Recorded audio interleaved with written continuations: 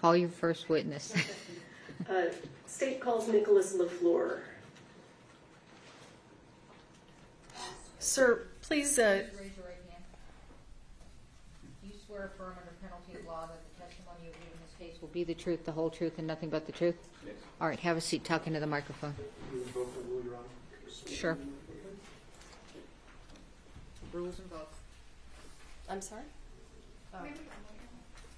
With regard to the invocation of the rule, our case agent is in the room. We just wanted to put that on the record. The prosecutor indicated that they'd be calling the case agent early in the case, so given that, I did not continue my objection that I had earlier to her being present. Thank you. Case agents allowed in.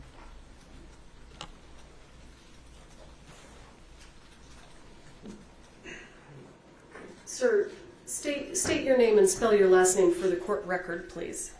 My name is Nicholas LaFleur. My last name is spelled Lefleur. And how are you currently employed? The City of Santa Fe Police Department. And what do you do there? Police officer. How long have you been employed at the City of Santa Fe? 2 years. Can everyone hear Officer LaFleur? Okay. And prior to working for the Santa Fe Police Department, did you work anywhere else? Yes, ma'am. Where did you work? The Santa Fe County Sheriff's Department. And how long did you work at the Santa Fe County Sheriff's Department? About 2 years. And were you on duty on October 21st of 2021? Yes. Did you receive a dispatch call? Yes. Can you tell us what you received and what you did? A call came in that there was someone shot at a movie set. Unclear who shot, how many were shot. I happened to be the closest person to the call and arrived on scene first. So when you arrived on scene, when you say first, were there other law enforcement officers there? No, not at the time when I got there. Were there any other first responders present? There was some fire personnel and what they called a scene medic for the movie set, I guess.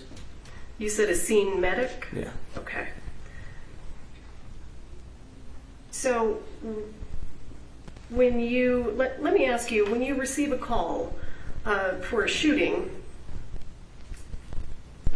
what's your primary concern? Priority of life. And what do you And mean to when make you said priority life? Make sure whoever needs help gets help and that the threat is stopped. And when you arrived on the scene, and where was it? Bonanza Creek movie set, I guess. It's quite a ways off the interstate. Okay. And what county and state is that in? Santa Fe County, state of Mexico. Okay. So when you arrived there, give us an idea of what you saw. What was going on? It was a big, old, like cowboy western themed, like city or town. There's a bunch of people running everywhere, bunch of cars, bunch of people pointing. When I got there, people were pointing towards a church, and I got out. And I attempted to grab my medical bag and went in and saw. Hang on, I'm gonna stop you there. Approximately how many people were there on scene? I don't have the direct number, but there was more than 100 people. Have you ever been called to a shooting where there were 100 people already on scene? No. Did that present any specific challenges for you? Yes. Explain to us what those challenges were. Just there's a lot of moving parts. You just got to take it one piece at a time. See who's hurt. Make sure that nobody's continually getting hurt, and then 2, the person who's hurt, medical attention is being given to them, and then go from there. Okay. And when you arrived on scene that day, were you running your body-worn camera? Yes.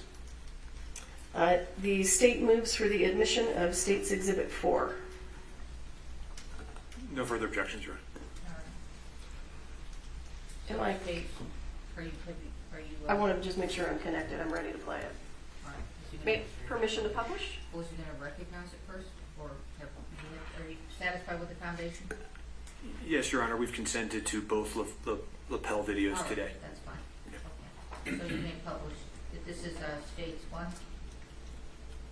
4. States 4. How do I get the monitors to come on? Ryan's going to do it. Okay. You know how to do it? Go ahead, do it.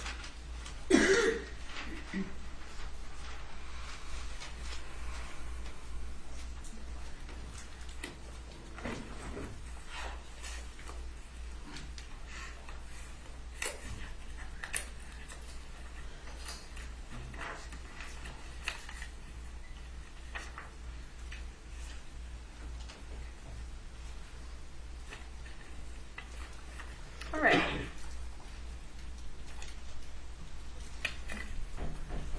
Looks like the meds are here at the gate. Tell them that I'll jump in over the Metropolitan. Hold on, his monitor's not on. Are your monitors on? This one's not. We'll turn it on. It's on, but it's green light. Green light's on. Let me go get the adapter. Well, can he redo it from here while he's looking? Or do you want? Sure, if the monitor won't just come on? He's got to get the adapter. Go get the adapter. Okay. Officer LaFleur, do you want to turn around and just look at the monitor on the wall behind you? It doesn't matter, man. Okay, let's do that.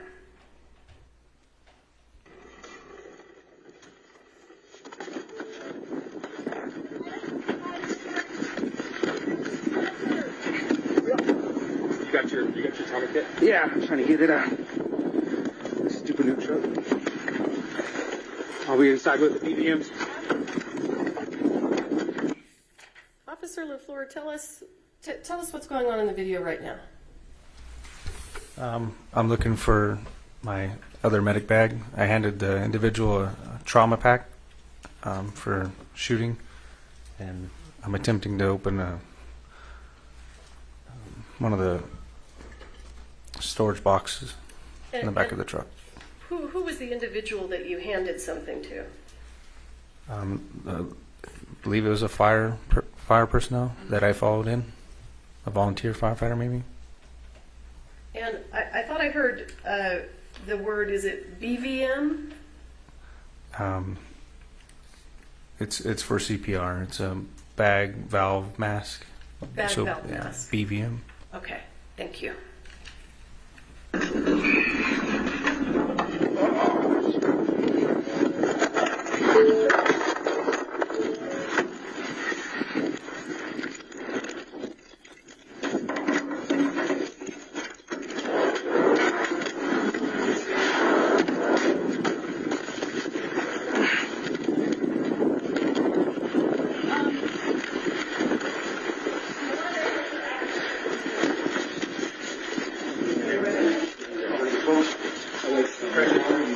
We need where you at? A seal. You have a seal? A seal? A seal.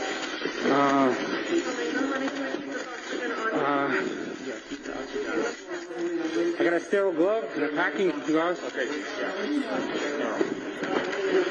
Right here. Over there? It's over there? Yep. My hand is on it. Talking? Where's that? Right shoulder, stop. Oh, we're going to get you up in the second. Where she shot her? She came in here and went across her chest. And came out the back and went into the... You want air flight? Yeah, we got one in route. Okay. And what are you talking about there when you say air flight? Helicopter that's designed to transport people that need advanced treatment faster than an ambulance. It's a helicopter that air paramedics basically. Did you call for the helicopter, or did someone else do that? Do you know? That individual said that they had already called one, but I called one for one as well. You called also? Yes, ma'am. And why did you feel that it was necessary to have a helicopter arrive? Someone who was shot across the chest. We're quite a ways out for an ambulance in reference to where the hospital is. So, And when you say you were quite a ways out, how far away is Bonanza Creek? from a hospital, Sure. running lights and sirens, I don't know, 15, 20 minutes or more. Okay.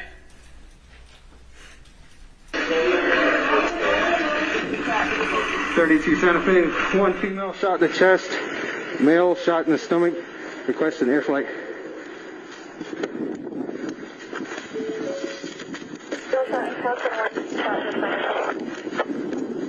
Requesting air flight. I heard you there say male shot in the stomach. Is that what you said? I'm not sure. I didn't really hear it. Well, as you sit here today, do you recall where the other person was shot? Somewhere in the chest Okay. or shoulder area. Thank you.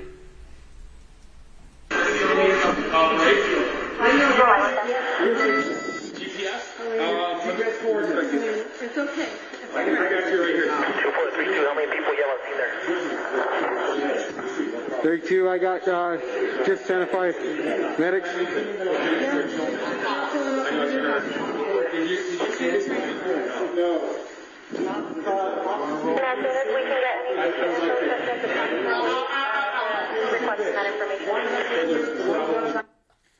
In your video, sir, can you identify who the set medic is? It's a little blurry, but I believe it's this lady right.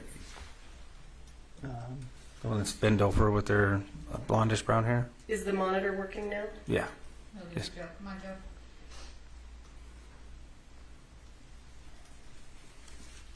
This monitor is working now. Oh, it is. Yes, ma'am. Okay. Do you know how to touch it to put it? There you go. Thank you. I appreciate you. You can go ahead and remove that. Oh, I don't know how to move it. Can you show them how to remove it? Oh, push on the menu button. Clear. And then there's a clear at the end. Okay. And if it's in the way, just push menu. Do you know who these other people are that are in the room? No, I know that that person, and somebody over here, the battalion chief, they were wearing Santa Fe medic, county fire medic shirts. So, and they came in the vehicle in front of me. You don't know who the other people are that are in the room? I know the other person shot, and then Halyna Hutchins, or I maybe misspelled her name or pronounced it, and then the other assistant director, and that's about it. Okay. And you mentioned that there was a truck pulling in ahead of you. It was a volunteer firefighter truck. So did the first responders that we see here in this scene, did they arrive about the same time you did? Yes.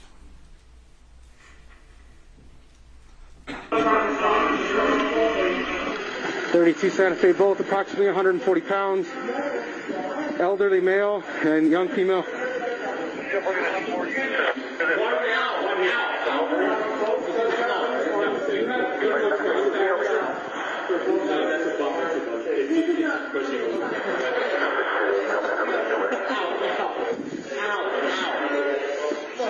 What do you need me? No.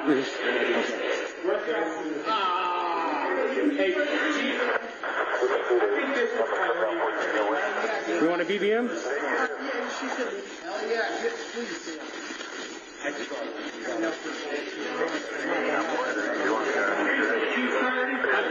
He's good. He's got a broken shoulder. This is Alex. Repeat your information. Are you flying her out? Yeah, she'll be there. For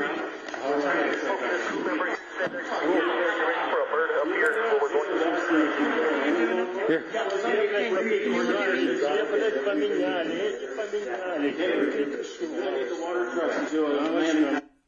Officer LaFleur, tell us what you're doing now and why. I looked over it and seen that they were getting the oxygen tank out.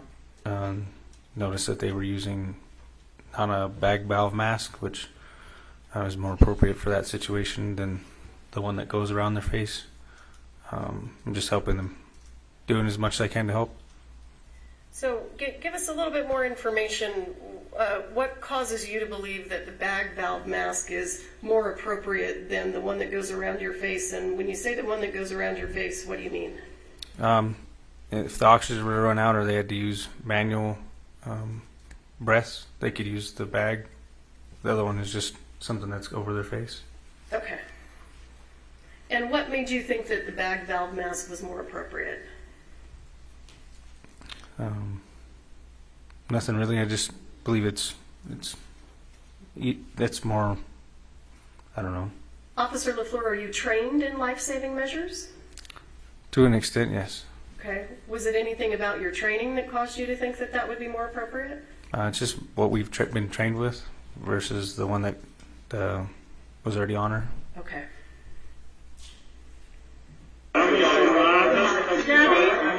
Gabby, can you just make sure nobody else comes in? Yeah, we got air. Do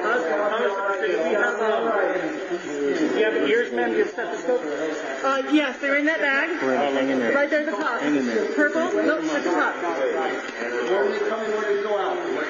This year.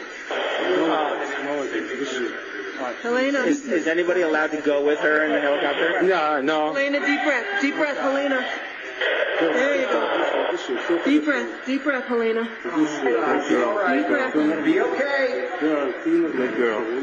Okay. There you go, good girl.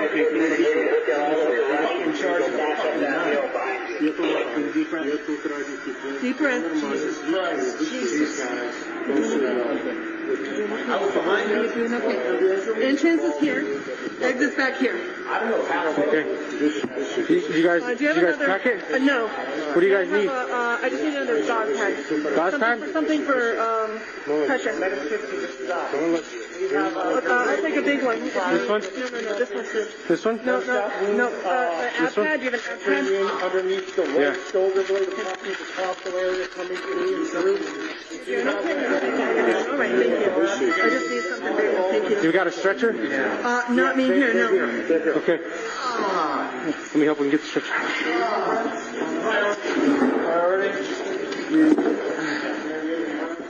Stretcher. What are you doing now? Just trying to stay busy, help clear the way for the stretcher. The ambulance is here. Here's priority number 1. Okay. Let's start clearing all this stuff out of there. We get everything in here and get it out. All right. We got air flight en route. Not on me here. We can get it from the other. Halyna? This is Halyna Hutchins. What side?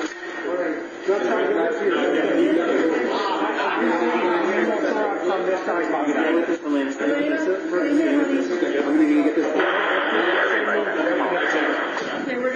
Okay. So I got the air. Thank you. Get all that up. I'm not behind you guys. All right. We're gonna need to get her going right away. Officer LaFleur, have additional first responders now arrived? Yes. Can you give us an idea of who's on set assisting now? So it looks like more paramedics have arrived, and Lieutenant Benavides is right there. Okay. And do you mean this gentleman here? Yes, ma'am. That my cursor's on? And who was Lieutenant Benavides? He was our day shift lieutenant at the time. Was he a supervisor? Yes, ma'am. We got it through and through on her. We went through and through on her, through the chest, and then you got one in the arm over there.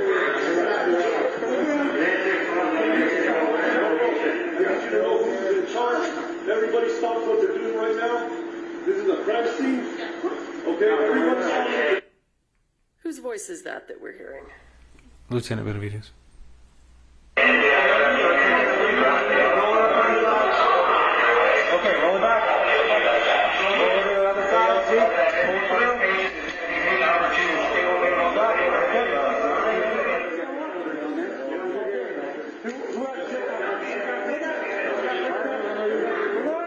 through.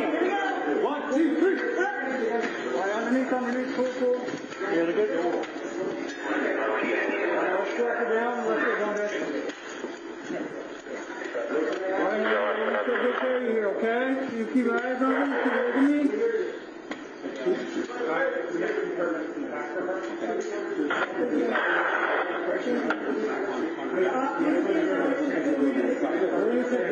Where's the Coast Guard? See the Florida Coast Guard? You don't know where the bird is right now, can you find out? Yeah, know what size, just like cover. I'll take that. Alright, we got some stairs, guys. Go stairs on the first step.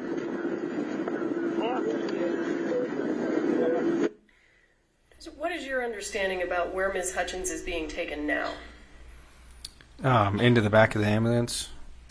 And can you explain why is she going into the back of an ambulance rather than the helicopter? The helicopter hasn't arrived yet, and my understanding is that they have additional medicines and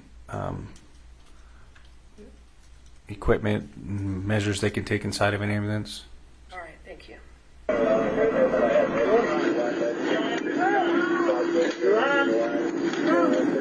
Disconnect there. You got it? Hey, can you take over that?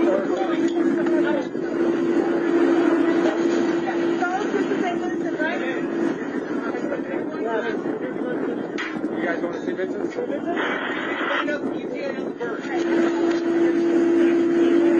32 Santa Fe, what's ETA on the bird? What did you just say? I asked the ETA on the helicopter. And who are you speaking to? Santa Fe Dispatch. Do you recall how they responded? It's been a minute since I watched this video, so. All right.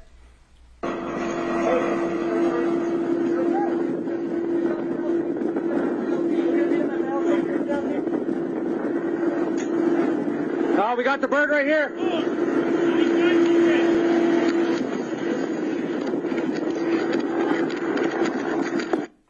Is the helicopter now arriving? Yes, ma'am.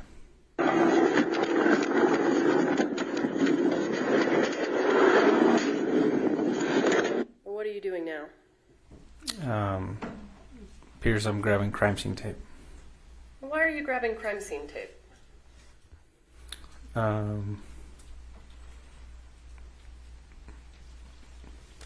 To start the crime scene. I don't know if anybody had told me to grab the tape yet, but I knew we needed to start one. So. You felt that you needed to put up crime scene tape. Yes, ma'am. Or somebody may have asked for it. What's that? I'm sorry. Or somebody may have asked me for it. I'm just not too sure. Okay. And what's crime scene tape used for? To mark the perimeter or the inner perimeter of essentially a crime scene which they want to tape off and only allow certain people in and out. Okay. And was that an issue in this scene? The crime scene? Well, cordoning off the crime scene, was that an issue here? Yeah, it was a unique situation because of the you can't really tie crime scene tape to nothing. So I think in one point they actually used our patrol units as to tie the tape around and go to the next one. And why is it important to cordon that off? Just for evidence purposes, and allow only certain people in and out, because at this point we didn't know what was going on. So. And were there people in that area that were not first responders? Yes. Approximately how many, if you recall? I don't know. I couldn't give you a number really. There was just a lot of people on the outside that I hadn't seen originally inside the church. So. Okay, and did you know who those people were? No. Okay.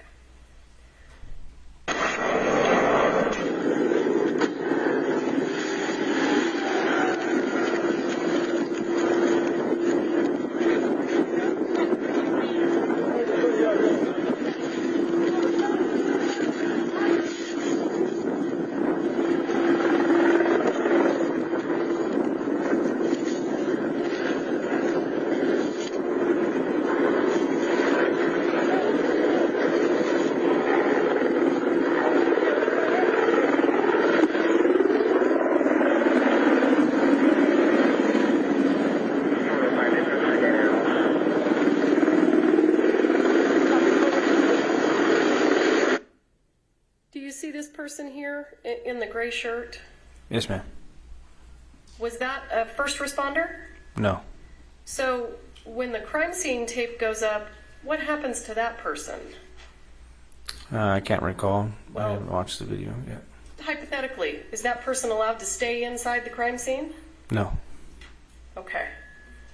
Who are the people that are allowed to stay inside the tape?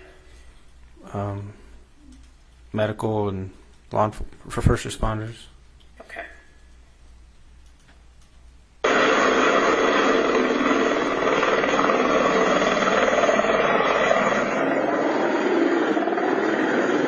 What do you need, Chief? Radio in for my medical This was in the middle of a shot, and I have live ordnance on the ceiling up there. It's safe. Okay. But it is here, right above here. Okay. Right there, that's... Okay. And if you get to the point where you say you want me to move... All right. All my guys... Okay. Where's the bird? It's right here. Okay.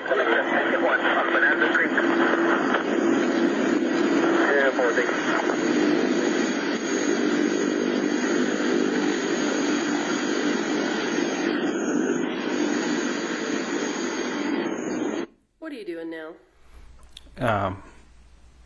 I talked with the paramedics inside the ambulance, and they asked me where the helicopter was.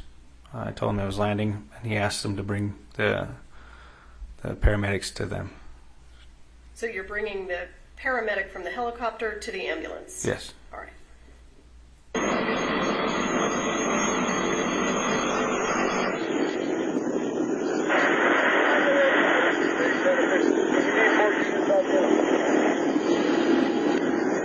We got approximately 23-year-old female in the back of the ambulance right now. Gunshot underneath the right arm. Went through all the way to the back left. Can you carry this back for you, sir? I got it. You got it?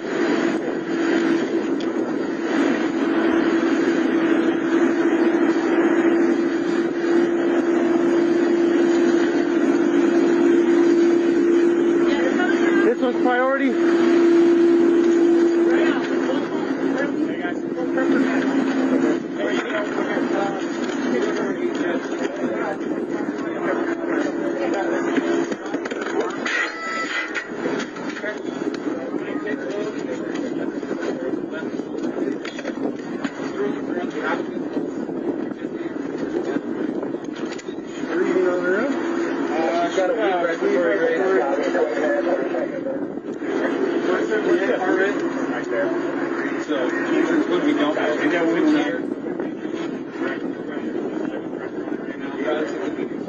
Guys, just get a couple IDs.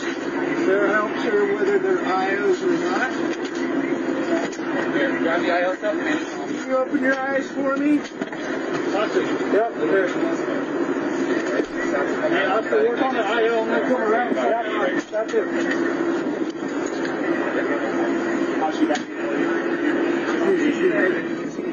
If I could just have you guys just step over there for us, okay? Can I have you guys get over there for us? We're going to have to gather everybody up, get everybody's names, everybody who's on scene, okay?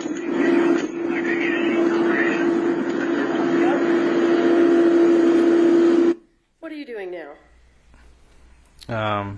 Just trying to think what's next. I think I'm putting the pilot, one of the pilot's headgear inside the ambulance on the other side of the door. Why are you telling those people to move? Just to start to gather people up, because they're just standing around the church where the said incident happened. Why didn't you do that when you initially got there?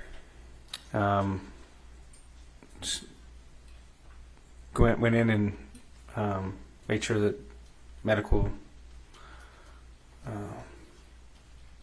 that people were receiving medical treatment, and then slowly go with the flow, see what it could do next. Are you trained to take action to save lives before moving witnesses around? Yes, ma'am.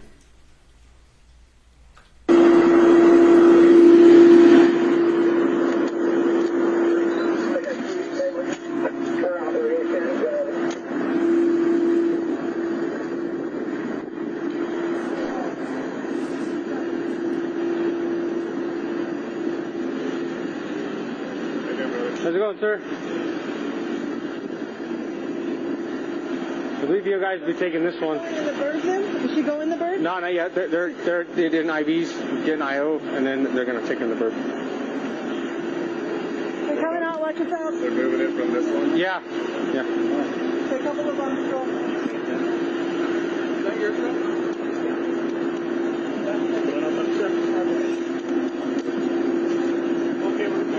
And whose jacket is that? Joel's. Joel's? Okay. It's got his phone. Be careful, it is bloody. Okay. It's got his phone, it's got his other stuff in it. Okay, well, we're going to just keep it here. So, he was... Even his phone? Officer LaFleur, this woman who's speaking right now, she's not a police officer, right? No. Was she employed with the fire department? No, she was their set medic, I'm guessing. When you say set medic, do you mean she's the medic on the movie set? Yes, ma'am. Yeah, he was wearing it. Well, where's his phone at? I don't know. Do you have any idea why movie sets would have medical personnel on scene? Probably for safety reasons. Someone closer than the paramedics or fire department. For safety reasons? Yeah. Phone. Anybody have Joel's phone? Yeah. All right, gentlemen. Yeah, how can we help you? I just need your IDs, and then have you guys step outside and wait for the investigators to get here. Okay? Okay, cool. Any idea who these guys are? Just more people involved with the movie set. Movie set employees? Yeah. Is that your impression? Yes, ma'am. And who's the props guy? Who's in charge of props? She has green and purple hair. You can't miss her. Okay.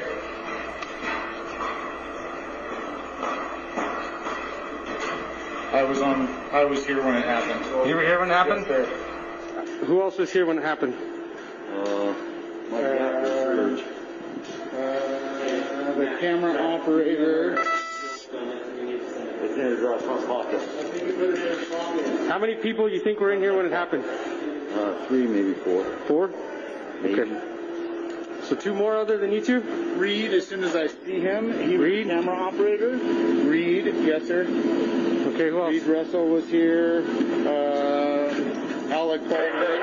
Alec Baldwin was the actor on set that pulled the trigger. Alec Baldwin? Yes, sir. Where's he at? Yeah, you help me find him? Yes, sir. Baldwin's right there on the cell phone with the cowboy hat. Okay.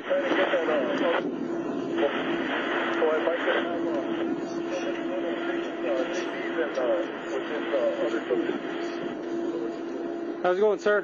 So my understanding, you were in the room when someone was shot? holding the gun, yeah. Okay, alrighty. What do you need? Well, I know your name, so it's Pursuant to the stipulation, I'm going to go ahead and jump ahead. Very good. I want to make sure this is the right part. Okay.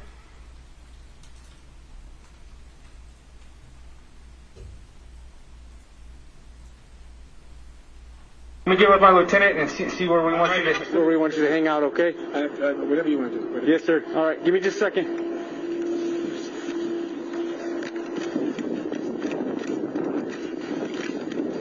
LT. So apparently I was not given the appropriate reaction.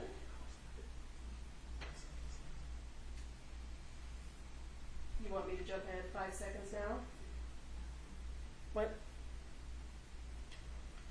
I need to know what to do, or I just press play. What do I do?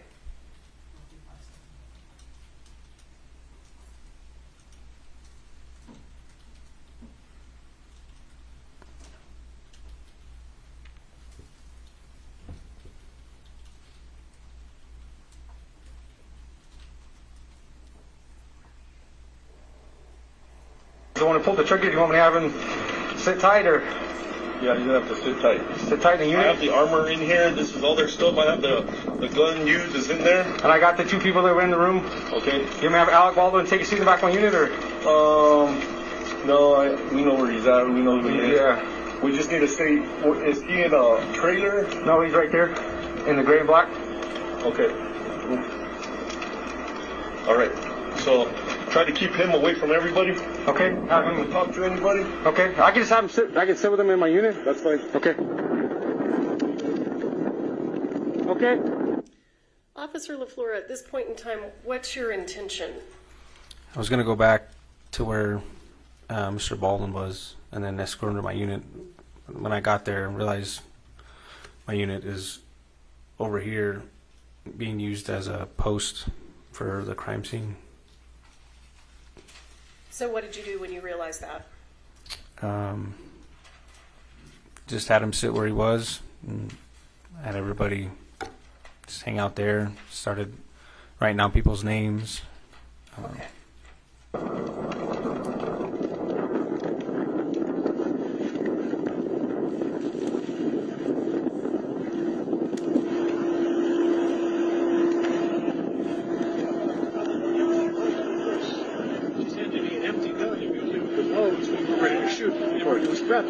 Earplugs, everything. All right. What are these people doing? Seems like they're talking about what happened. Now, as a law enforcement officer, is that something that concerns you? Yes. And why? Why does that concern you? They could be, one person could be telling them what they saw, and mess up what they have to say what they saw. So it could essentially coerce testimony, I guess. People would say the same thing because the other person said it, rather than saying their own opinion or own view of what they saw. Okay. Mr. Baldwin, who's the director on scene? The guy that was shot. The guy that was shot? Okay. Where is he now? I think he's in the ambulance. Do you guys have a production car? Or? There's an AD. His name is Dave. I'm waiting for you right now. I'm happy to stay right here and do everything that he's. Well, my lieutenant just wants you to stay away from everybody and not to talk to nobody. So I was. Wait right here. We can wait right here and have everybody step back, or we can wait in the back of a patrol unit. But I prefer to not put you there. Okay. Alex, you want something? You want water or something now? I want to find props to get a cigarette. So, why did you let Mr. Baldwin sit there instead of putting him in some vehicle and separating him from the other witnesses? Like I said, my unit was clear across being used as a post, and just because I didn't know what we had right there, came to maintain cooperation with people involved. Well, it sounds like you gave him an option. You let him choose, is that right? Yeah, he wanted to stay right there, and I figured if I could keep him there, I didn't see a big problem with it until later on when people were talking and whatnot.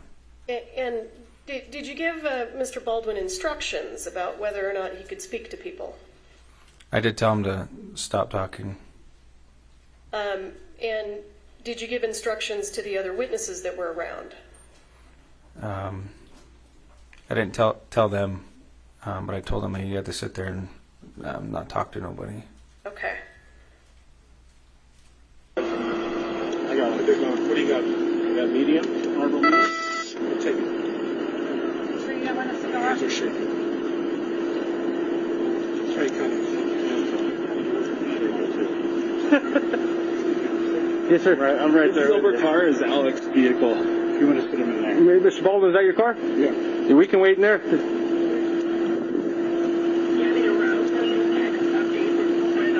You want me to stay here? We can wait in your car if you want to. I can't smoke in the car. Oh, okay. Yeah, we can wait. Hang out right here then. Is Joe gone? They both gone? Yeah. Well, they're still working on the female. If you haven't seen the helicopter take off, then they're not gone yet.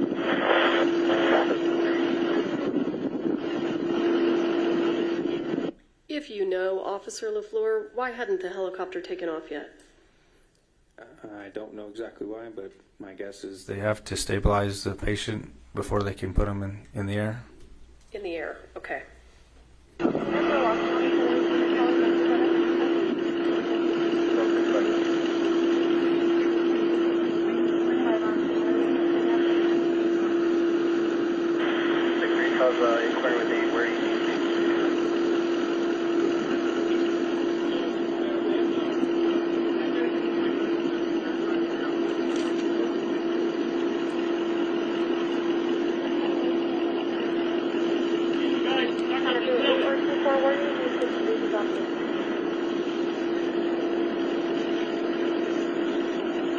why are you just standing there?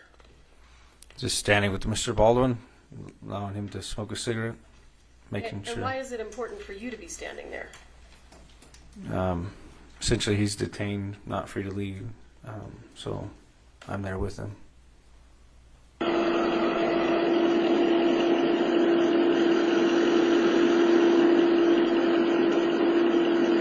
3710 interrupt, but that's great.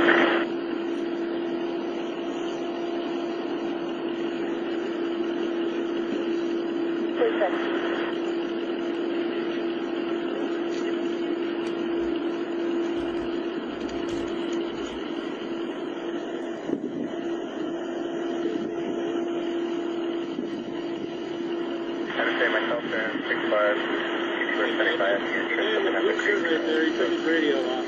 That's our first AD. Now right there? Talking to him. Guy with the white hair. Now the guy in front of that sheriff's car with the gray hair kind of in the Okay. shirt. Okay. Thanks, Dave. Hey, I got an officer over here by now.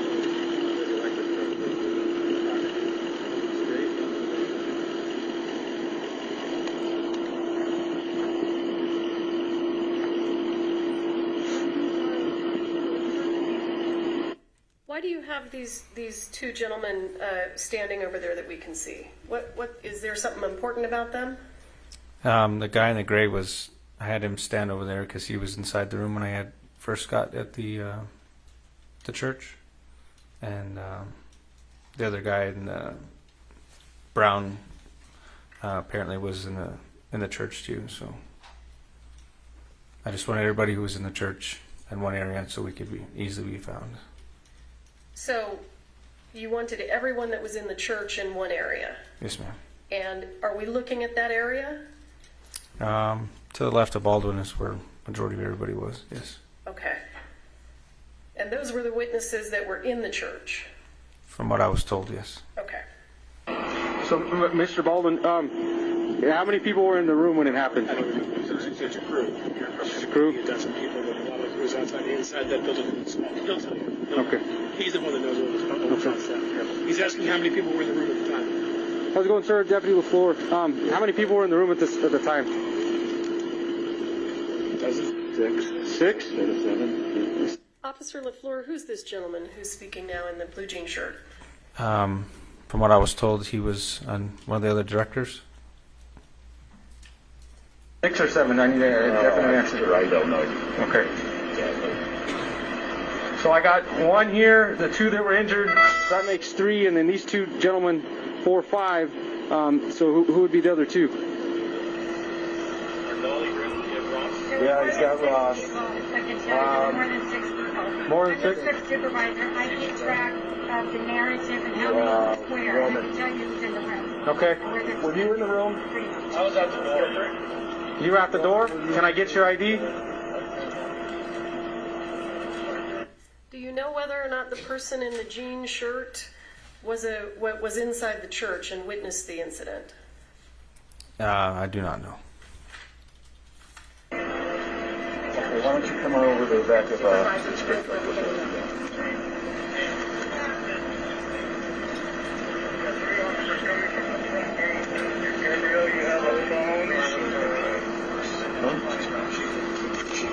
Three, 2 to 2, 4. I have 3 ADs for 3 questions. She's really just yelling at everybody and screaming at the go back to Georgia. Oh, he was inside.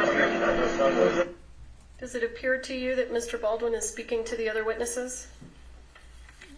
I think he was talking about who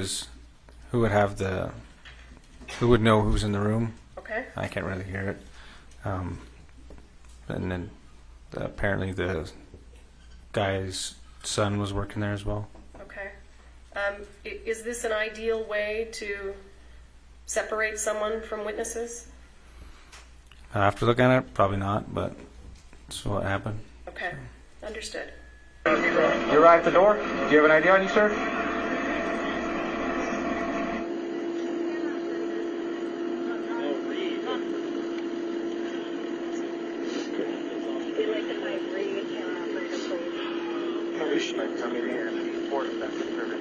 As of right now, her Her status is questionable. That's why we called the air light. Where were you at, sir?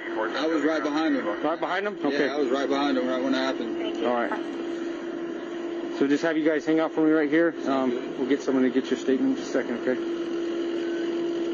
And then they cleared the gun outside after on his request, and I witnessed them clear it and saw the bullets. Okay. So the one was the one that was missing, the one that fired, we don't know, but all the other ones were proper. They had loads. Officer LaFleur, does it seem to you right now that they're talking about the incident? Seems like they're talking about the gun that was used in the incident. All right. They reported low flames. They had loads. Well, they didn't know.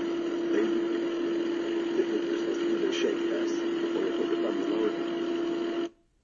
Officer, do you know what this conversation is about that we're watching right here? Something about a shake test. I don't know. Maybe the rounds, dummy rounds, maybe. Okay. I'm not too entirely sure. Do you agree with me that, well, was Mr. Baldwin supposed to be talking about the incident? No, ma'am. Does he appear to be doing it anyway? Yes, ma'am. Right, but see, when we're rehearsing, you give me the empty gun. And we don't use any of the loads. That's not until we're ready to shoot. So we put the earplugs in. You all right? No, I'm worried about her. Yeah, well, me as well, but what's your situation? She's stable now. You hit her in the arm to the back, hit her in the shoulder. Hit her where both of them took it in the shoulder. Hers came out the other shoulder, which is why it's not good. His, her shoulder blade stopped it. So, shattered.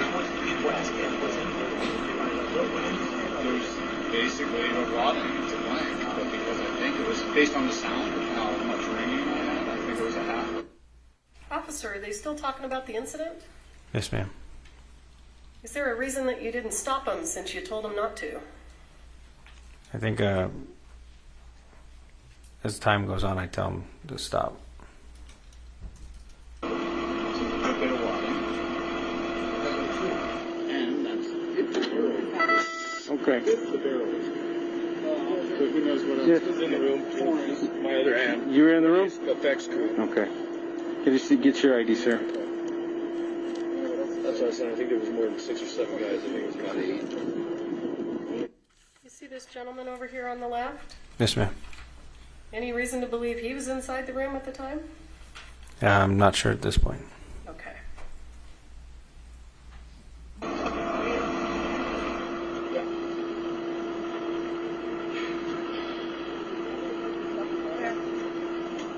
Were you in the room too, ma'am? Yes. Okay.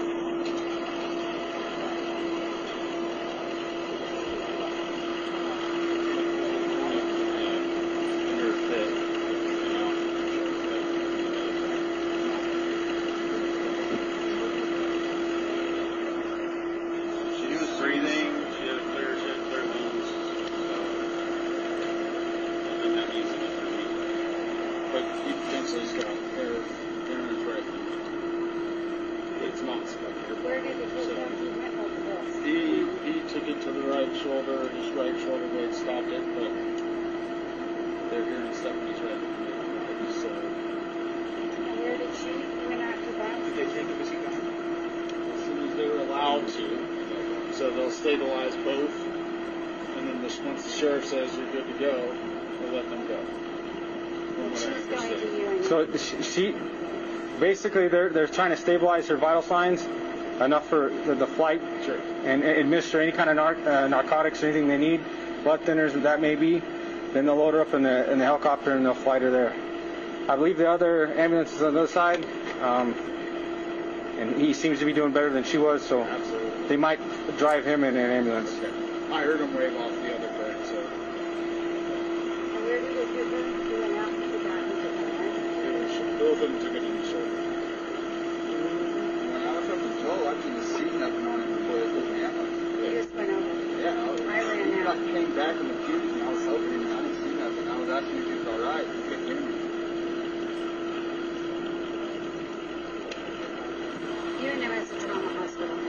Story St. Vincent's. They're both Chama ones. So. Thanks for the information. I was curious. Yes, ma'am.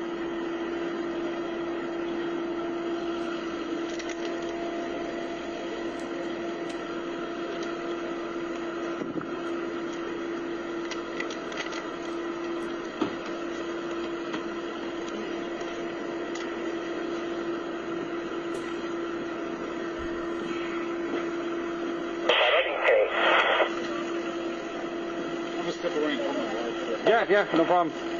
I got more out.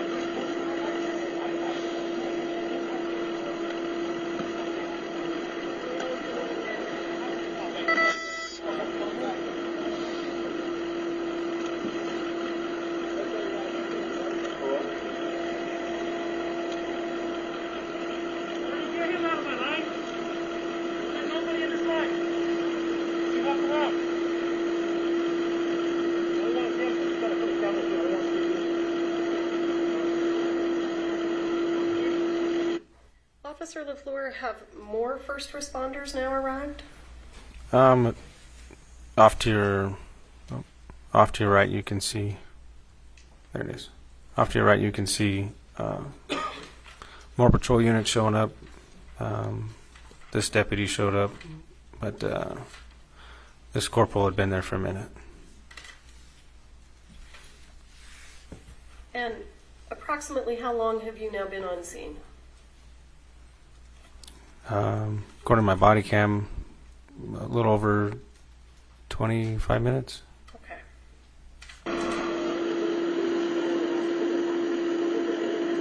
Hey, Corporal. I got 7 people there in the room when it happened, all their IDs. So. Okay. Just get it all brought down. I'm not sure what the CID came out for this. It's okay. At that point in time, what was your understanding of how many people were in the room and witnessed it? I believe I said 7. Okay. Do you know whether or not that turned out to be true? I think there was actually more. I wrote all the people who said that they were in the room in my report. Okay. Hey, sir. Okay. And I'm just hanging out with him because he's the one who pulled the triggers. Okay. Yeah, he tried it. Sorry, I was trying to set things up a while ago. And do what you're going to do. Whatever you're going to do.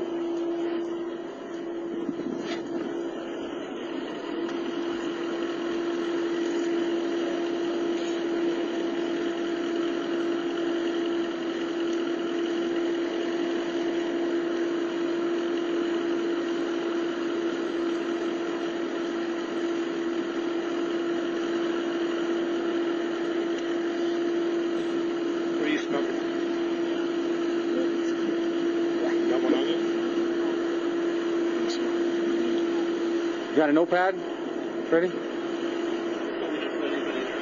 All right. Do you have a notepad? Officer LaFleur, at this point in time, I know he's no longer in the frame, but the gentleman in the blue denim shirt, do you know whether or not he was in the room at the time? I don't recall if he was in the room or not. Okay. I know there was some director or whatnot there. Okay. Yeah, I don't have mine either. Yeah, so I can start. Yeah, I know. It came off when I was given, trying to pack wounds. Yeah. Okay.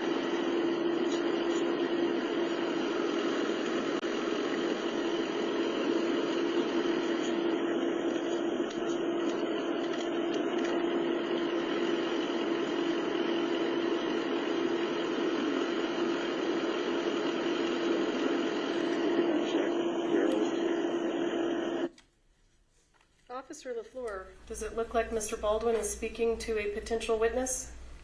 He just looks like he's talking to the guy who says his name is one of the directors, yes. Okay. Is that what you had in mind when you asked Mr. Baldwin not to speak to anyone? No. Do you know what they're talking about? I couldn't hear what they were talking about. I did hear him ask him what cigarettes he was smoking and if he could have one. So.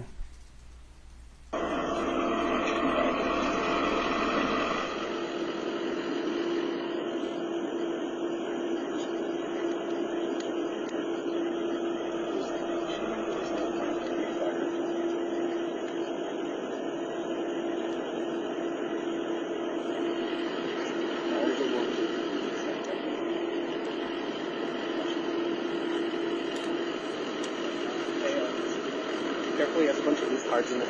Oh, geez. All right. Or do you want to just try some pages off? No, because I'm going to be writing quite a bit. Everybody was in the room. I mean, I have my phone on me. Yeah. It's all right. I'll just, yeah, I'll write it down.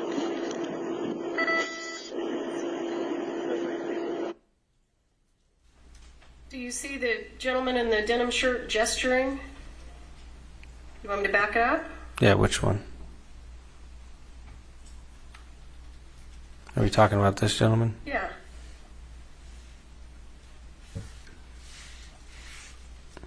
Do you know what he's gesturing? No, it looks like he picks up his hand. Now that you play it back, it looks like he's shaking his hand. And had you seen him do that previously? No, not until just now. I thought you testified earlier about a shake test. The gentleman was talking about a shake test. Okay. But I had not seen the director do it until reviewing the footage now. Okay. My eyes aren't always exactly where the body cam's pointed, so. Absolutely. When you tell people not to talk about the incident, do you have an expectation that they'll follow your instructions? Yes, ma'am. Does it look like they're following your instructions? No, ma'am. Okay. Officer LaFleur, I'm going to stop the video there. What else did you do on scene that day? I helped essentially just wait with other witnesses, I guess, or people that wanted to give a statement or they needed a statement from at a different location. It was their base camp is what they called it. So you needed to take statements from people that were at another location? Is that what you said? No, we took people from essentially where we had them, and they took them down to their base camp, and that's where they started interviews. And the people that you take to base camp, are those the same people that we see here in the video? I believe so. Those people, and I don't know how many people they ended up interviewing. Did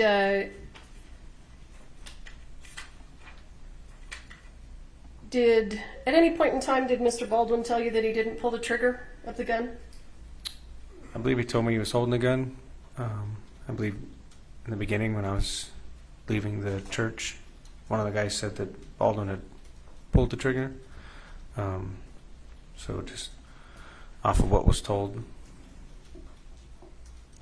And I know that this sounds ridiculous, but we have to follow some jurisdictional rules. Do you see Mr. Baldwin in this frame here? Yes, ma'am. Would you point him out, please?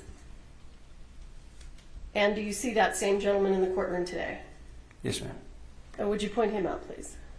He's sitting in the middle with the glasses. Okay.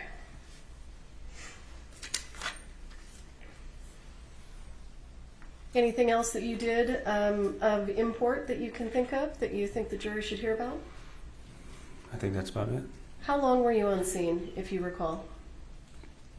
From when I got there was, I don't know, about 10 hours maybe or so. I was there until dark. You were there for 10 hours? Yeah, until they were done interviewing people. Is that typical? It is if that's what they need to be done. So. Okay.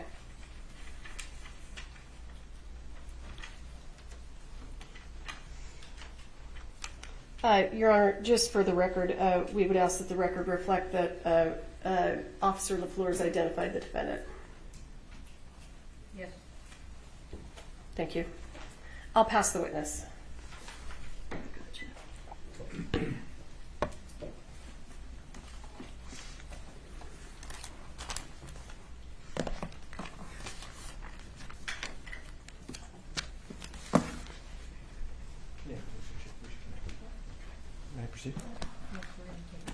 Sorry, Mr. Spire. Oh, sorry. Get that out of your way. I may have to interrupt the process. always fine when the court interrupts me. Sorry. May I proceed? Yes. Yeah. Thank you. When you got to the scene, Mr. Baldwin walked up to you and said, I was holding a gun. He blurted it out, right? Yes. And in fact, he was very shocked, if you could picture Alec Baldwin in a pale state, you know, very unsure of himself. You could say an actor out of character. Fair? Sure. Object to the former question. It is Mr. Spiro testifying in the question. Okay. May we approach?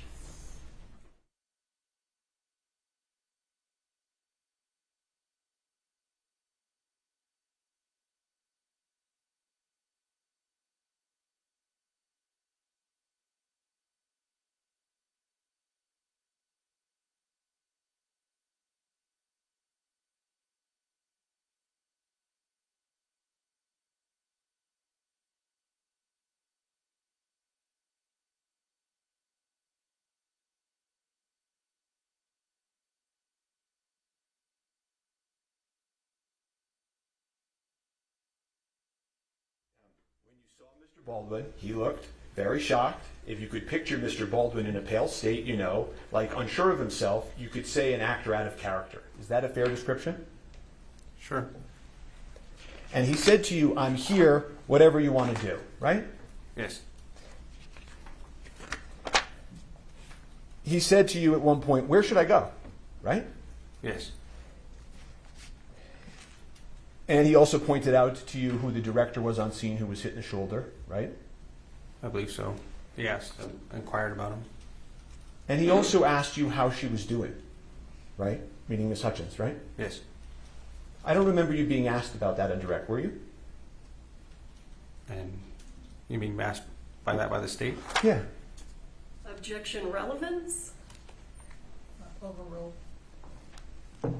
So I want to take a step back. The dispatch that came over to your radio, sir, before you got to the scene was a dispatch for an accidental shooting by a prop gun, correct? I believe that's what was told to me, yes. Okay. And you've testified to that previously, right? Yes. Okay, and the dispatch report, you know that you received that wording, accidental discharge, several times, right? I believe so. Okay, so I want to ask you, how come when you described it today in court, how come you didn't include the word accident when you testified before this jury? I'm not one to say if it was an accident or not. Just there to initially respond to it, and then the detectives determine whether or not it was an accident. Well, sure, but every other time you've been asked about this, you've said it was an accident. And now today at the trial of Alec Baldwin, when you're talking to this jury, you left that word out. Isn't that true? Not intentionally, no. Did you meet with the prosecutors before you testified here today? Just briefly in the room outside, for them to tell me who was in order of what witness. You've discussed your testimony previously with Ms. Morrissey, correct? Before today? Just in a pretrial interview, yes. We've talked about your lapel that was on. It's true, right, that the lapel is actually mandatory. Yes. Right? And so they came to the officers, passed a law, and told you had to wear your lapel, right? Yes. And the way it works is it secures all of these statements, and when you're done wearing it for the day, you go back to the station, you log it in, and then it exists, right? Essentially, yeah, but it's more complex than that. It uploads on itself. Oh, it self-uploads so that it maintains itself? Yes. Okay. And you then talked a little bit about the securing of the scene, and you talked about crime scene tape going up, right? Yes. But as you just told this jury, at the time, you don't know whether this is an accident or not, right? Yes. It's not like a crime scene tape is some evidence of a crime, right? Whether it was an accident or a crime scene is still essential. And you've been very candid that you made some mistakes at the scene, right? Yes. And that you've learned since then about some of these mistakes, right? Yes. You've said hindsight's 20/20, right? Yes. And you can Monday morning quarterback decisions, but you made them in the field, right? Yes. Okay. And you've said that based on your training and experience, you know that if witnesses are left to speak to each other, they can taint each other's memories, right? Yes. And sometimes that's incidental and accidental, right? Yes. And sometimes it's purposeful, right? Depends on who's there, yes. Well, if you were with somebody and somebody was talking to you about the 911 call, right? And they kept saying to you over and over, it wasn't an accident, it wasn't an accident. And then you testify and you leave out the word accident. That could be an example of taint, couldn't it? Sure. And also, non-witnesses can taint people's memories too. You agree with me? I guess. Well, at one point in your testimony previously, you had said that there was a lawyer on the scene that was talking to some of the people that were on the scene. I believe so, yeah. Okay. And if that lawyer told somebody on the scene, I think your understanding is that could have tainted their view of their memory, right? Essentially, yes. Mr. Baldwin never asked to speak to that lawyer, did he? Not to my recollection. And then you went on and you said, that you had told Mr. Baldwin not to speak to the other witnesses. Do you remember that testimony? Yes. And I think you were asked approximately 5 times why Mr. Baldwin was disobeying your orders. Do you remember that testimony? Yes. Okay. But in the lapel video that we just saw, you're not going up to Mr. Baldwin or these witnesses going, get out of here. Get out of here. I'm an officer. You got to separate. You don't do that, right? Nope.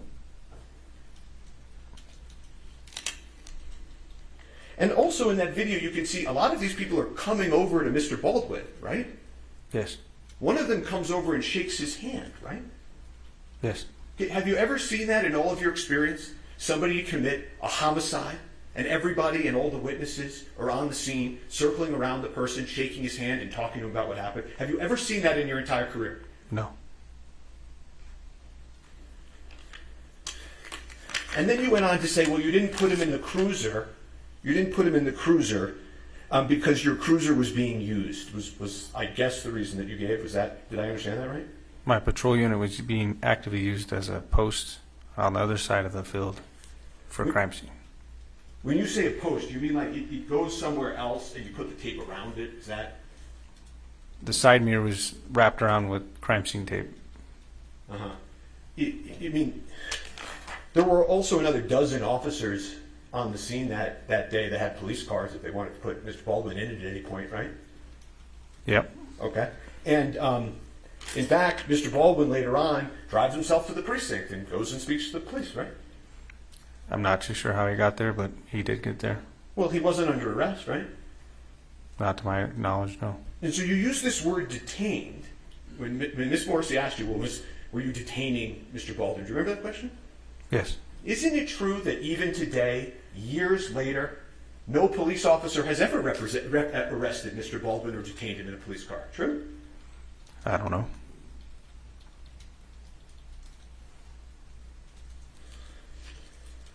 The police department, the Santa Fe Police Department, has never arrested Mr. Baldwin. Not the Santa Fe Police Form of Department. question asked and answered.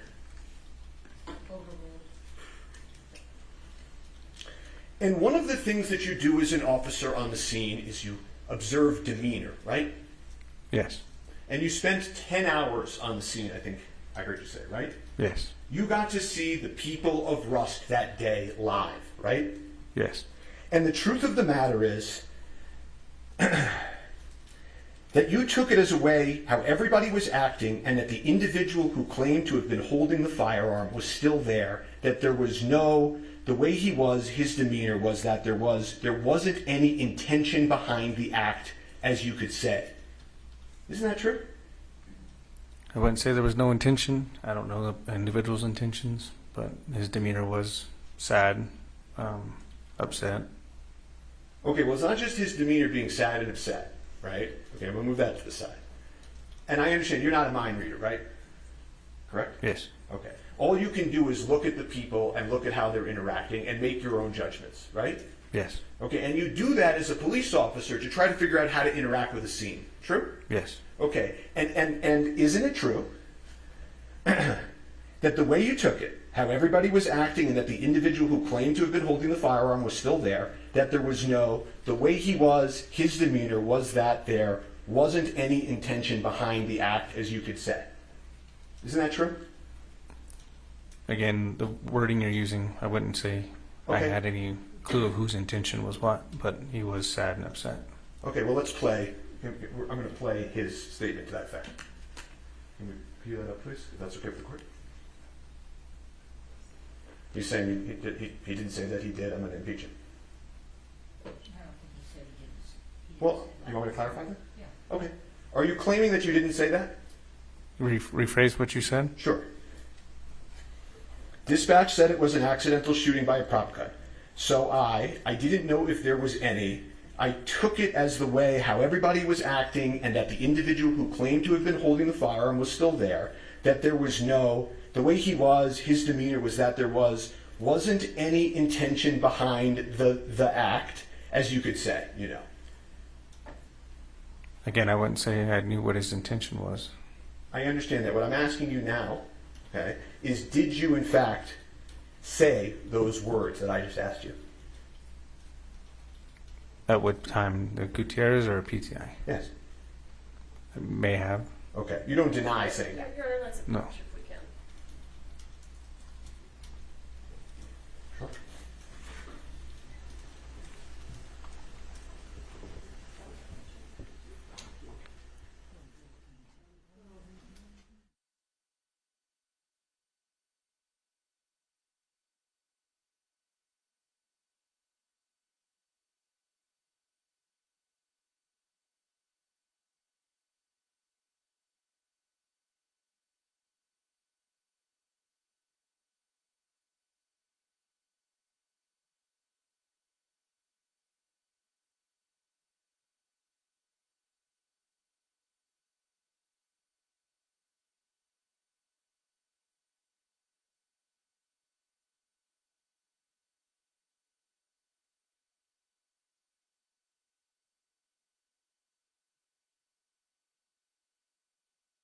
One more time, I'm just going to ask you, did you say that statement that I read? If you're reading a statement and it says my name next to it, then I more likely said it. I just don't recall when.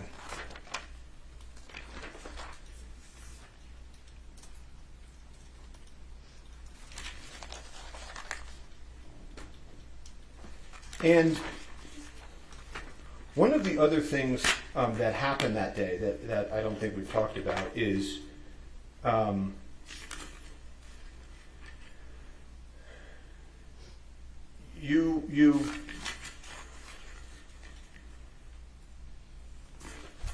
you spoke to a witness who told you that a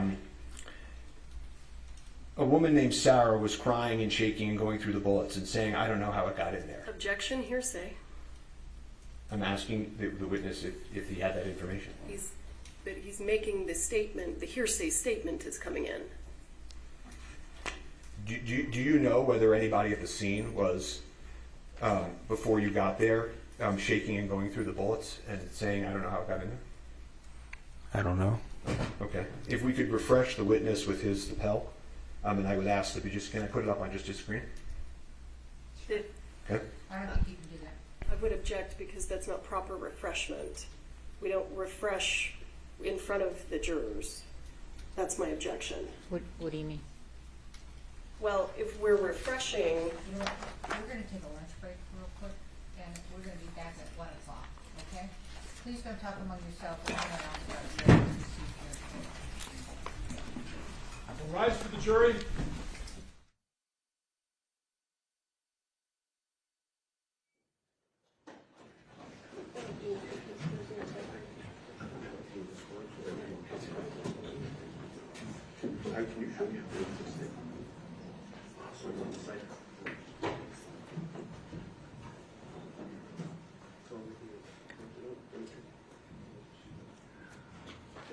All right, you're excused. You can move over. And this thing is a battery and counsel approach.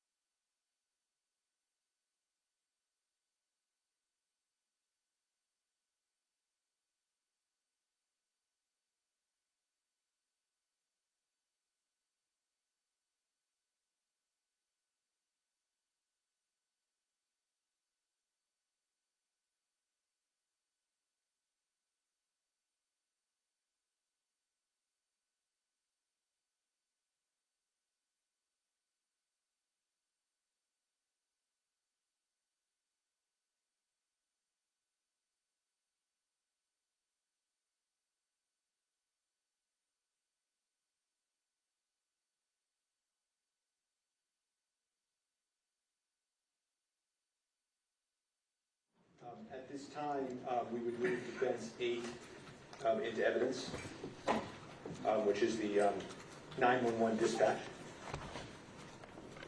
Okay, is your witness going to recognize it? Or is it by it's by stipulation? Right. Okay. That's what we agreed. All right. Okay, and if we could just, so that the jury can see, page 6, if we could just publish it to the jury. Yes. States. Defendants 8? Is that 8? Defendants 8 is admitted. You may publish. Thank you, Your Honor.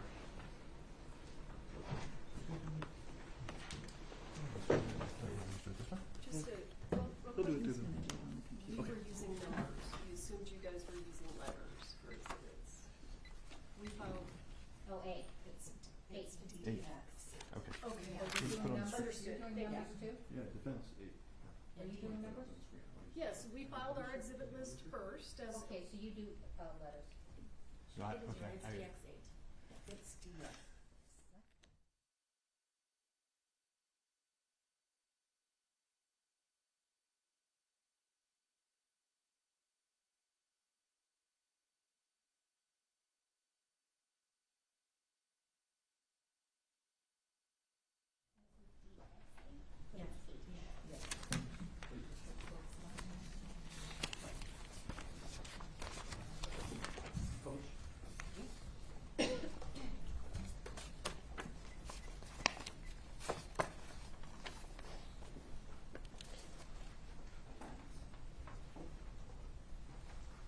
Okay, and is this page, I can't see the page at the bottom, is this page 6? Yes. Okay. And do you see how it says accident, accident, accident?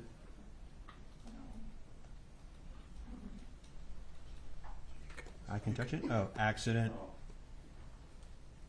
Yes, sir. Okay.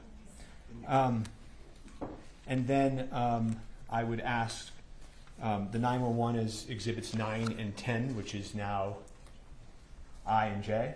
Exhibits 9 and 10 that was entered into and played at opening by stipulation, and I'd ask to play and enter them and play exhibits I and J.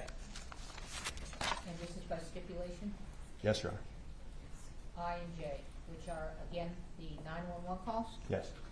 Why are they 2 exhibits? It just splits because of the EMS. It's the same Okay. story. All right. So upon stipulation, not being corrected otherwise, go ahead. Thank you. Can we turn the volume up? You may publish. What's the location of your emergency? We need an ambulance out at Bonanza Creek Ranch right now. We've had 2 people shot on a movie set accidentally. You said someone was shot? 2 people accidentally with gunshots as on movie set, Bonanza Creek Ranch. Okay, give me 1 second. I'll connect you with medical dispatch. Don't hang up. San Jose Fire and EMS, what's the location of the emergency? Bonanza Creek Ranch has had 2 people accidentally shot on a movie set by a prop gun. We need help immediately. Okay? Like this fucking AG that yelled at me at lunch because asking about revisions. This motherfucker. Did you see him lean over my table and yell at me? He's supposed to check the guns. He's responsible for what happened in the now, Mimi? No. I'm a script supervisor. How many people are injured? 2 that I know of.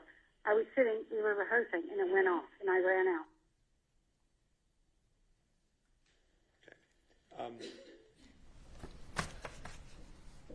You heard some language, and then that he, the first assistant, was supposed to check the gun. Did you hear that? Yes. Okay. Did you hear anybody on the 911 call mention Alec Baldwin at all? No. I asked you before we broke about a prior statement. I asked you if you made a prior statement that we talked about a few times, so I'm just going to approach quickly and refresh your recollection.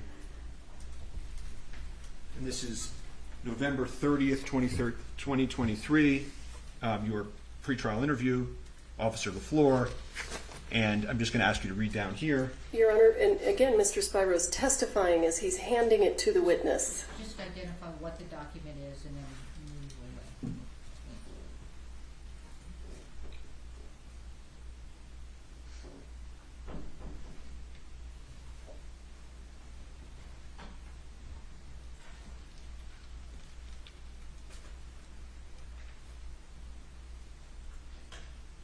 Does that refresh your recollection, sir? Yeah.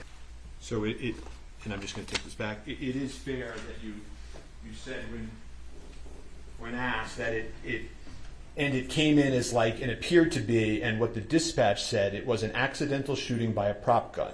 So I didn't know if there was any. I took it as the way how everybody was acting, and that the individual who claimed to have been holding the firearm was still there. That there was Objection, Your Honor. the way he was. Objection, Your Honor.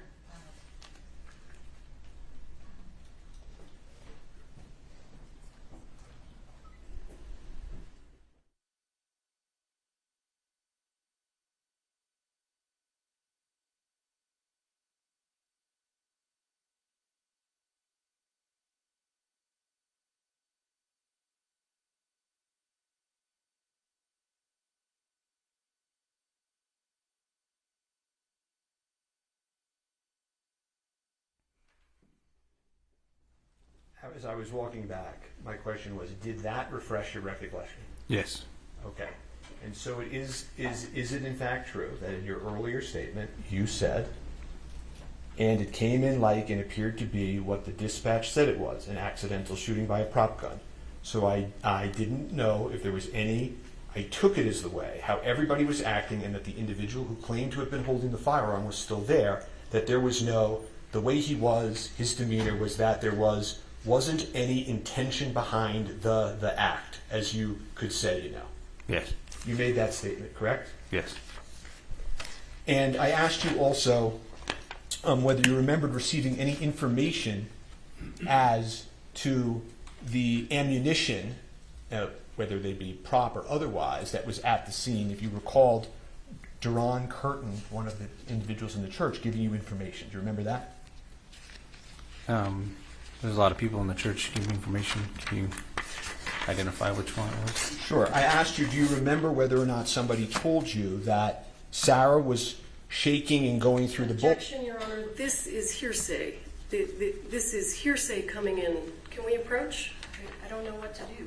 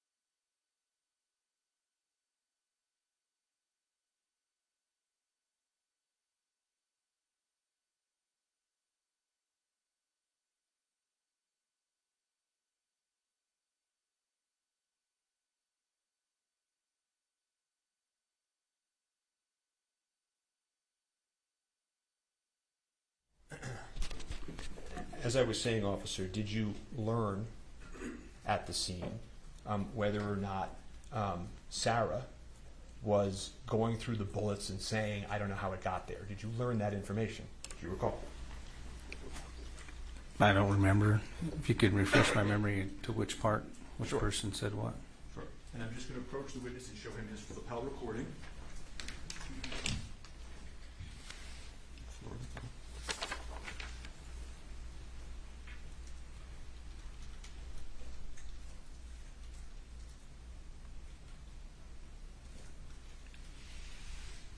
Okay. Does that refresh your recollection? It appears it's a recording type out of what my body-worn camera recorded, yes. Okay. And when you learned this information, did you do anything with that information? To be honest, it's the first time I've heard it in that detail. Body cameras pick up more audio than our ears do. Okay. You also testified that the gentleman in the orange jacket came up to you and said, Alec pulled the trigger, or words to that effect. Remember that testimony? That's what he said, yes. Yeah, and you know that witness has stated absolutely he did not see him pull the trigger, correct? At that point, I didn't know if he said that or not. Okay. And then I just want to ask you about one other thing we talked about this morning. Was I asked you about your testimony on direct that Mr. Baldwin was effectively disobeying police orders. Do you remember that testimony on direct? Yes. And over the lunch break, have you had a chance to reflect on that testimony? Sure. Okay. Do you think it's a fair, honestly, sir, a fair characterization to this jury to say that Mr. Baldwin was disobeying police orders at the scene? He was given an order, but I didn't repeatedly tell him not to. That was on my bad.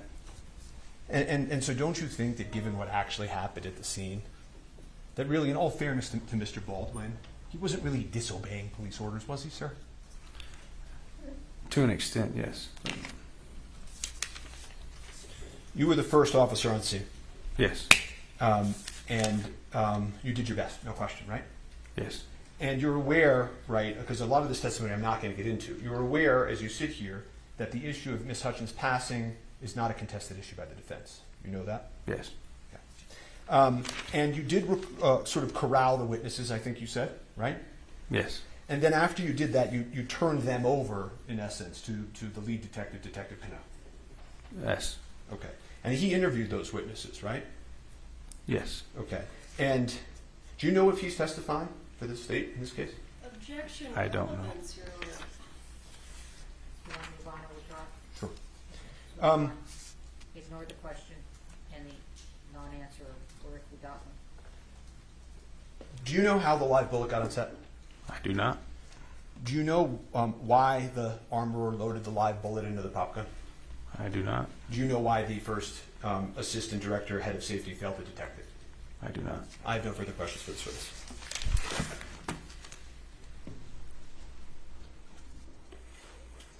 Cross-exam.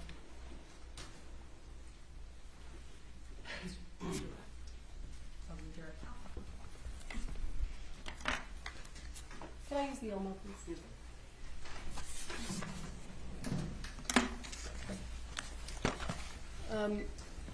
You know what? Let me do this. Where is the defense exhibit DX?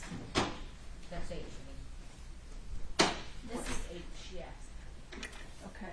I just have to relabel them. Okay. They should relabel them, not we. And there are 3 copies? Yes, I just gave us extra copies. Okay.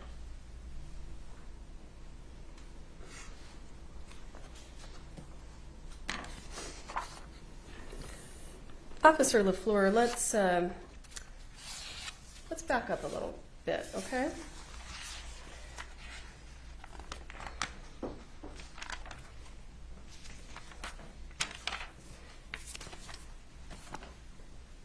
Did I speak with you this morning about the testimony you were going to give? No, ma'am. Did Ms. Johnson speak to you this morning about the testimony you were going to give? No, ma'am. When was the last time someone from the prosecution spoke to you about the testimony you were going to give today? I don't believe we've talked about the testimony I was going to give, but just about the pre-trial interview. So you mentioned a pretrial interview. So let me ask you, do you recall when your pretrial interview was? Would it refresh your memory if I showed you a copy of the transcript? Yes. May I?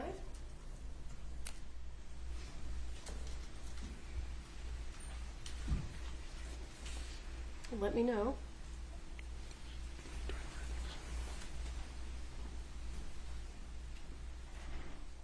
Officer, when was your pretrial interview? In May. And Do you recall who was there? Somebody from the defense and somebody from the state. Someone from the defense? Yeah, it was a female. Okay, so just to be clear, at your pretrial interview, it wasn't the state just speaking to you. The defense attorneys were there also, right? Yes. And they got to ask you almost all the questions, isn't that right? Yes, if I can recall, the state didn't have anything to ask. So the prosecutors didn't ask you a single question? Not that I can remember, no.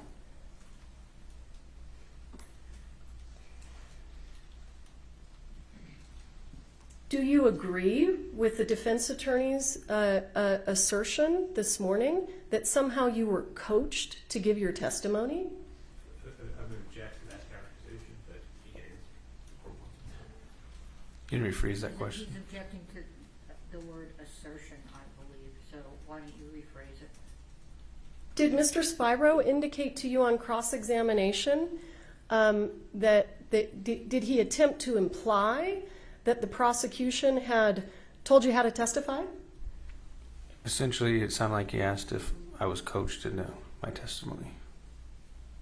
But the prosecutors haven't actually told you what to testify to, have they? No, ma'am.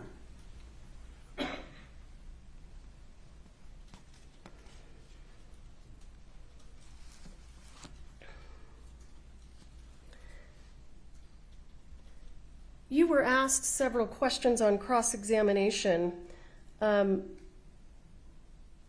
the statement that you made that it didn't seem like Mr. Baldwin intended to commit the act. Do you recall those questions? Yes.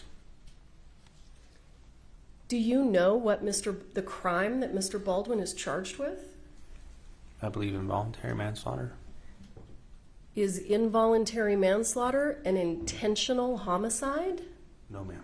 Not to my recollection of the New Mexico State statute.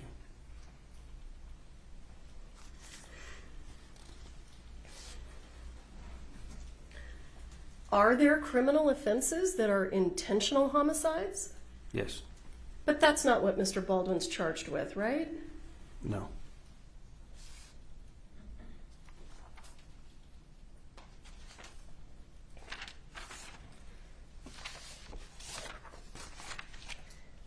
Officer LaFleur, when you are speaking to a witness, when you were in fact speaking to witnesses at the scene, you collected their driver's licenses, didn't you? Yes. And what do you do when you collect the driver's license? Do you run it through a system? I put it in our computer system, run it by driver's license in the state. It's easier than name and date of birth. Is Defendant's Exhibit H, does that contain information about their driver's licenses? Yes. It appeared that it was a page that showed each person's license being inputted and the return that came back from RACC or NCIC. So I'm going to go ahead and show you what is page 3 of that. What do we call it? Is it a CAD report? Yes. So let me back up for a moment. What does CAD stand for? Do you remember? I don't know the exact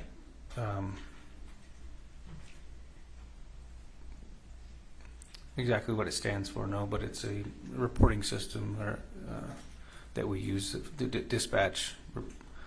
dispatches us through. And so this is this a dispatch log? Yes.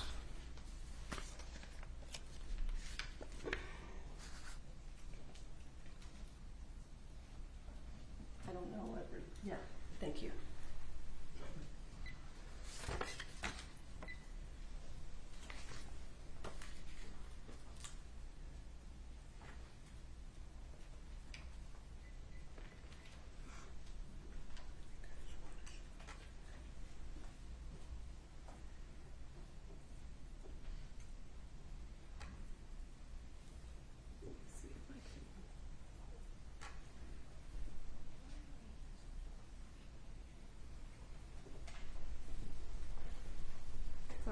that's getting smaller and smaller, but I'm not sure what to do. Do you want to help me out? Do you see, no, it's not quite there yet. At the top of the page, do you see number 16? And there's a 16, and then there's a parentheses. Yes.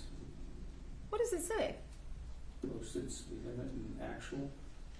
What does posted speed limit and actual have to do with this incident? I'm not too sure. It looks like the individual who ran it, their name, I don't know who that is. Well, that's okay. Does this have anything to do with the incident involving Ms. Hutchins? No. So I want to take you down here to number 5, parentheses. What does that say? It says non-commercial class, code D.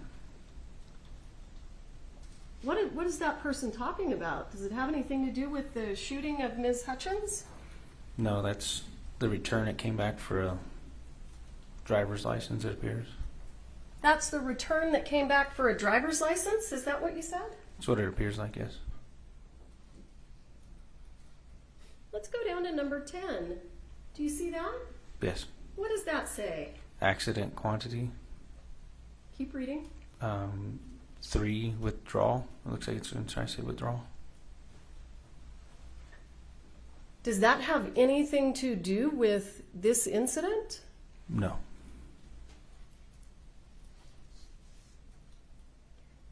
And look, I want you to look down here at number 21. Do you see that? Yes. What does that say? Of alcohol or drugs. That you're aware of? Does that have anything to do with this incident? No. Let's jump down to number 26. 6. What does that say? Objection, relevance, cumulative.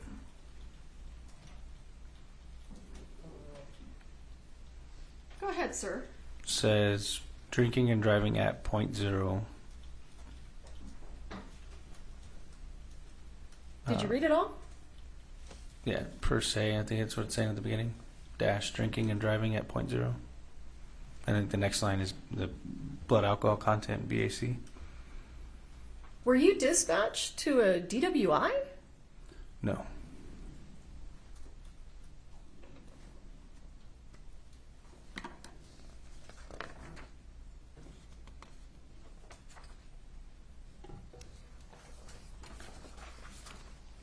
Let's have a look at page 5.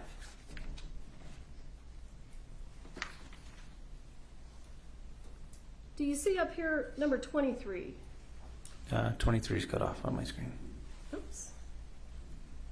Yeah. Of alcohol or drugs. Was this an incident that was related to alcohol or drugs? Not that I'm aware of. Let's jump down here, if you would, to number 10. Do you see that? It says accidental quantity 0 and then withdrawal. Does that have anything to do with this incident? No. Why are we seeing that language? It's what the NCIC return gives our CAD. As you can see, it's all within the same 1/10 of a second. So it's generated by the computer system itself. So I've now turned the page to page 6. Do you see 10 there where it says 10 parentheses? Accidental quantity 0 withdrawal. Is the word accident reflective of Ms. Hutchins being shot on accident? No.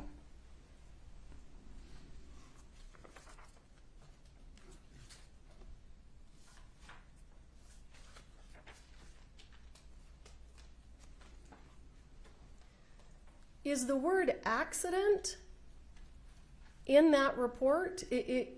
Does it appear anywhere where it's talking about what happened to Ms. Hutchins? No, right here it's just a bunch of returns.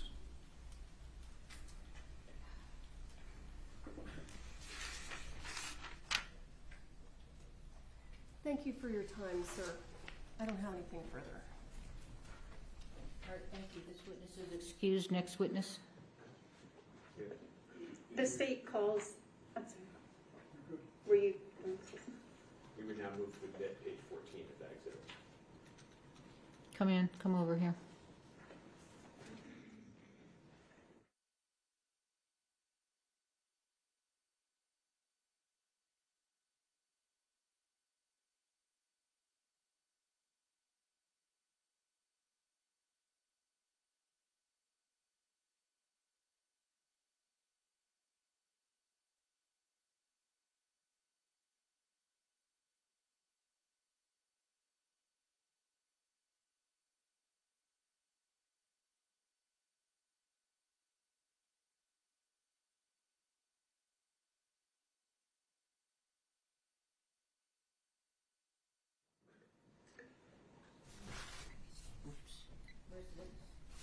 Your Honor, the state calls Timoteo Benavides.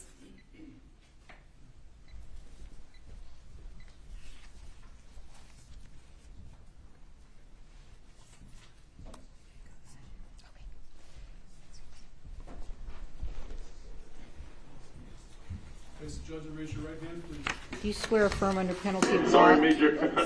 Sorry, So what's going on? Do you swear affirm under penalty of law that the testimony you'll give in this case will be the truth, the whole truth, and nothing but the truth? All right, have a seat, talk into the microphone. May I proceed? Good afternoon, Mr. Benavides. Would you please introduce yourself to the members of the jury? Yes, my name's Timoteo Benavides. And sir, on October 21st, 2021, how were you employed? I was employed by the Santa Fe County Sheriff's Office as a lieutenant. And are you still employed with the Santa Fe County Sheriff's Department? I am not. And why not? I retired doing 20 years of law enforcement for Santa Fe County. And what was your rank when you retired? Lieutenant. And on October 21st, 2021, were you working? Yes, I was. And what were your duties that day? That day I was day shift commander, which entails taking care of Santa Fe County during the day, and 7 deputies we had. How large is Santa Fe County? It's pretty big. It goes from the city limits of Espanola to all the way to I-40 down in Edgewood, and to Pecos, and then to the off-ramp to Cochiti.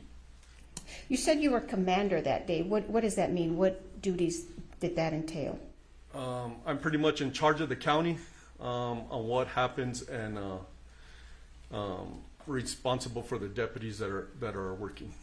On that day at approximately 1:48, did you receive a dispatch to a call? Yes, I did. And what was that call for service about? The call of service was on a movie set for an accidental shooting. Okay. And where was that located? It was located at the Bonanza Creek Movie Ranch. Okay. And is that in Santa Fe County? It is in Santa Fe County. Okay. In New Mexico? In the state of New Mexico, yes. Okay. And do you recall approximately what time you arrived?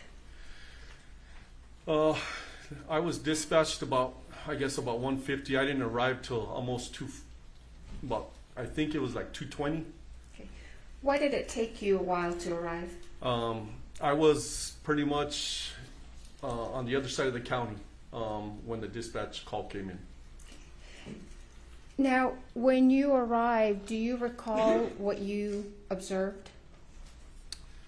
When I arrived, there was a security guard at the gate, and he told us that he was gonna drive us into the movie set where the incident happened. Were other deputies already there when you arrived? Deputy LaFleur was already on scene from what I heard over the radio, and I had at the time Corporal Direte was in front of me, literally in front of me when we got there.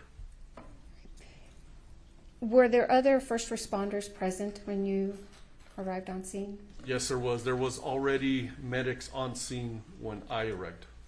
Were you wearing your police uniform? I was in full uniform, displaying my badge of office at the time. And were you equipped with a lapel camera? Yes, I was. Are you familiar, or were you familiar with how your lapel camera works? Yes. And how does it work?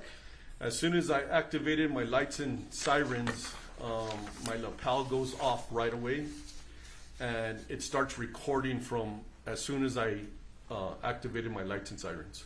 And how long does your lapel camera record? It records until I stop it, or until it runs out of battery. And how does your video that's captured on your lapel camera uploaded? How's it preserved? Do you know? Yes, at the time it's uploaded, we, as deputies, we don't have no control how it's, we show up to the sheriff's office and it downloads automatically from our, I take off my lapel, I put it in a docking station in my unit, and everything downloads into the sheriff's office room servers. Okay.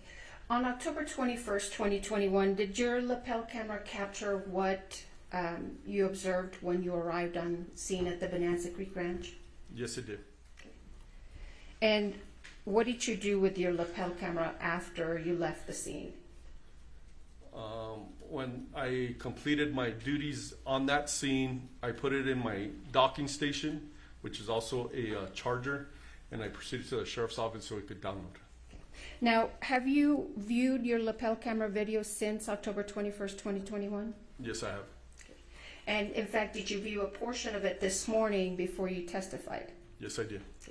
And did I show you State's Exhibit number 5 earlier this morning? Yes, you did. And what was that? It was pretty much the beginning from when I activated my lights and sirens to the end.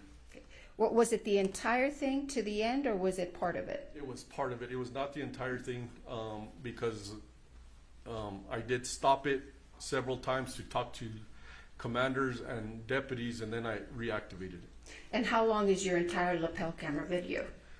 I arrived on scene about 2:20, and I didn't leave till almost 8:30 that night. So State's Exhibit 1 is just a portion of your lapel camera? That is correct. Excuse me, video? Yes. Okay. After you viewed it, did you notice if it's been modified or changed in any way? It has not. Okay. Your Honor, I would move into evidence State's Exhibit number 5. No objection, Your Honor. Thank you.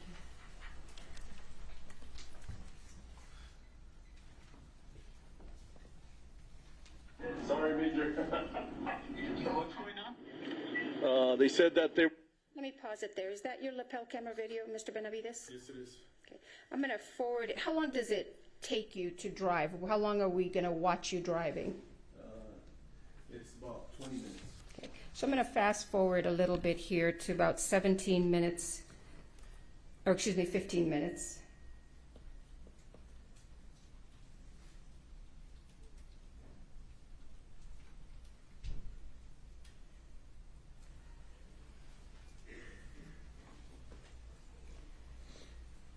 Going to be en route to Bonanza Creek. Hey, I got one shot in the chest.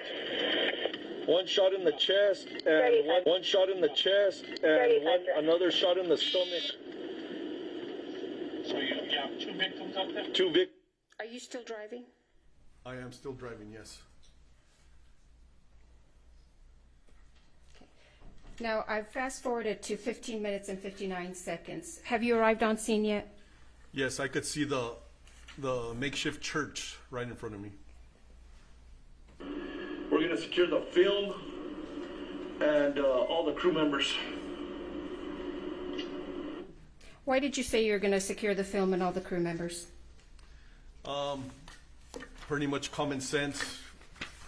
I'm not on scene yet, but I'm trying to picture everything that was going on, and maybe the film caught it. I don't know. Can you describe for the members of the jury, when you're pulling up to this church, what does it look like? How many people are you actually seeing? So this scene was probably the biggest scene I've been to. There was people everywhere. I had medics running in and out. From what I saw from the back of the church, there was medics going to their vehicles, grabbing items, and there was just people everywhere. As in people, I mean, I couldn't distinguish who it was. It was actors, it was film personnel, bystander. I didn't know, but there was a lot of people there. Do you know some of those, if those people were people who worked on the set? Yes, you could distinguish them. They had a lot of sunblock on, a lot of hats, big hats for the sun. So that's pretty much how I noticed that. Okay. Cool. Thanks. I have like 200 people out here, so. Alrighty. I'll see if. Yes, I already called for them. All right.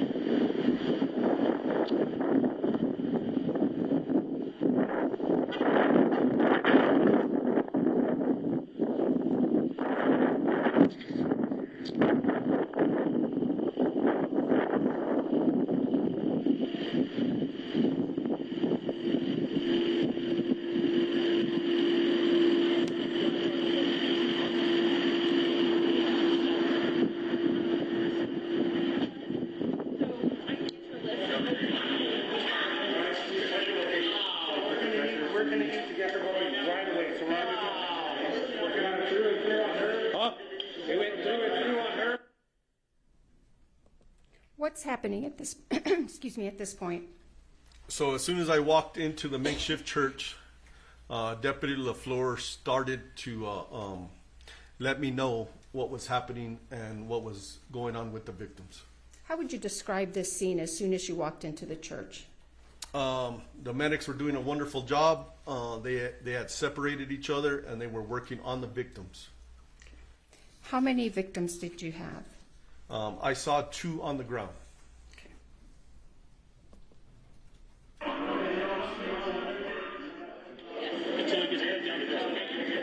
Corporal, I need you to know who's in charge. Everybody stops what they're doing right now. This is a crime scene. Yeah. Why did you say this was a crime scene? Because we had 2 victims, Halyna and Joel, fighting for their life on the ground. And it wasn't natural. This is a movie set. And it was now a crime scene. We had to figure out what happened. So what directives are you giving the other deputies? So I'm letting them know I let Corporal Aldaleta know to have whoever's in charge, have everybody stop what they're doing because there was no more filming. If they were, I did not know. And so we could try to control what we could. Everybody stops what they're doing, and I need the film secured by whoever's in charge of the.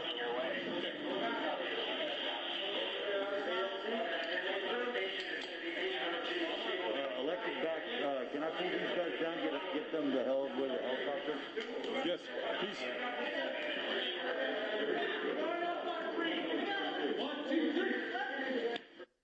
Did you ask for anything else when you were out there speaking with those people?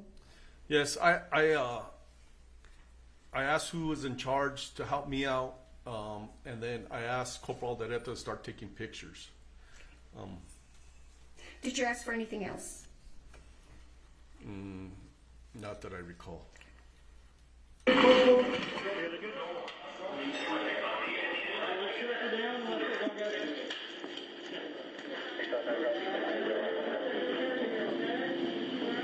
Hey, I need pictures right away.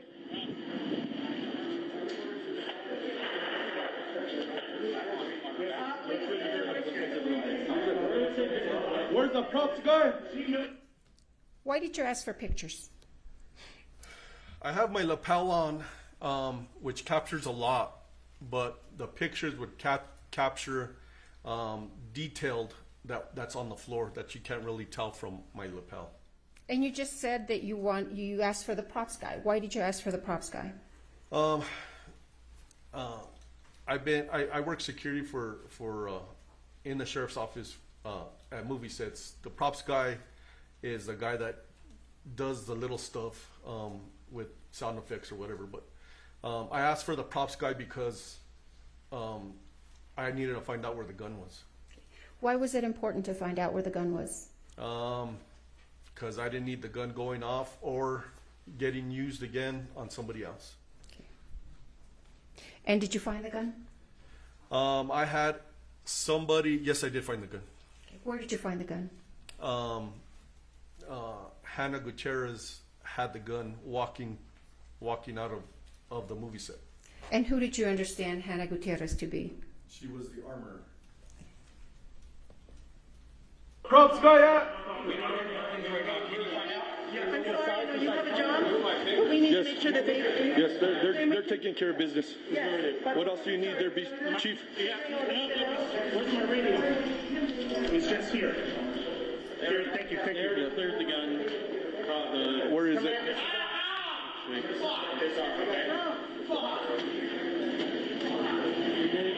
got the cleared gun? I'm already going. It's on record.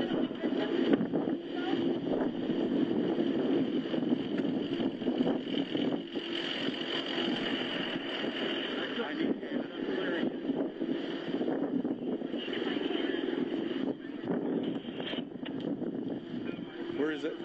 Where are you going at this point? I'm being directed by a gentleman, I assume who is a person in charge, to look for the gun. And did you find it? I did not find it there. There's one there and there's one there. That's none of them? That's not. Okay. I need to know where it is.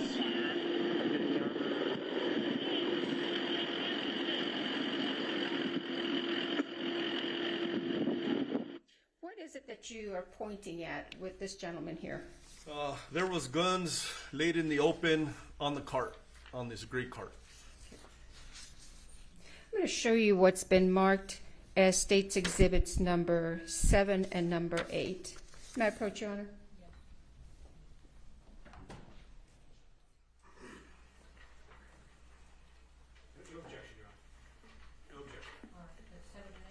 Yes, Your Honor. I would move into evidence 7 and 8, but I'll publish in a second. I'm going to finish the video.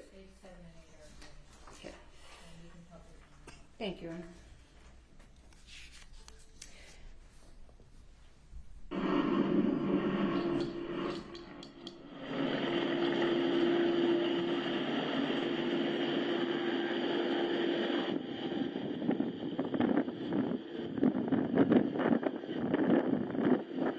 Where are you going now? Trying to look for the armor. You're in charge, ma'am? I need to know where the gun's at right now. Bro, armor, I need to know where the guns are at. There, go and get it right there.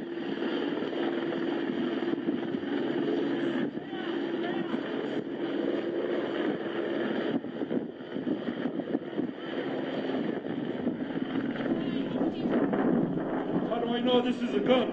That's the gun. Okay.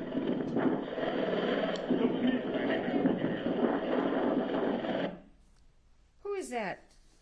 That is Hannah Gutierrez. And who is she? She's the armor on set.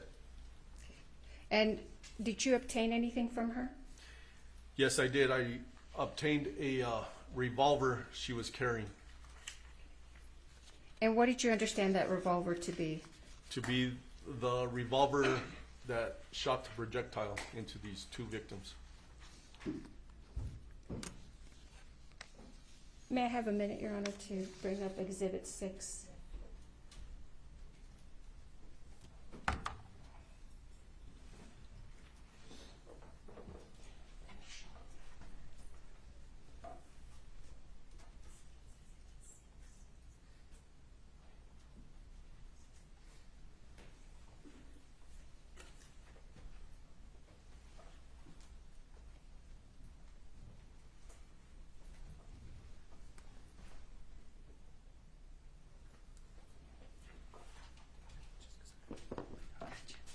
All right. State's Exhibit 6 is going to be handed to you, Mr. Benavides.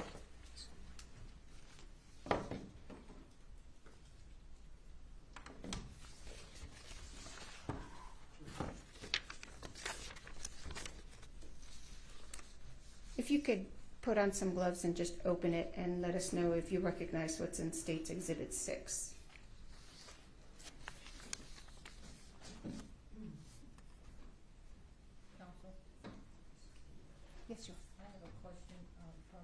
one of the witnesses that cannot see the time.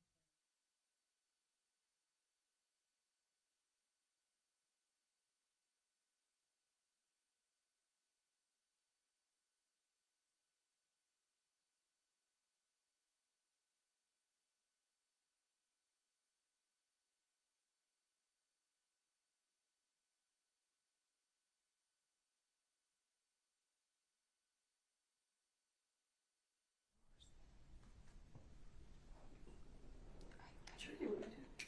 Hey, Brian. Brian. Can you come here for a second, please?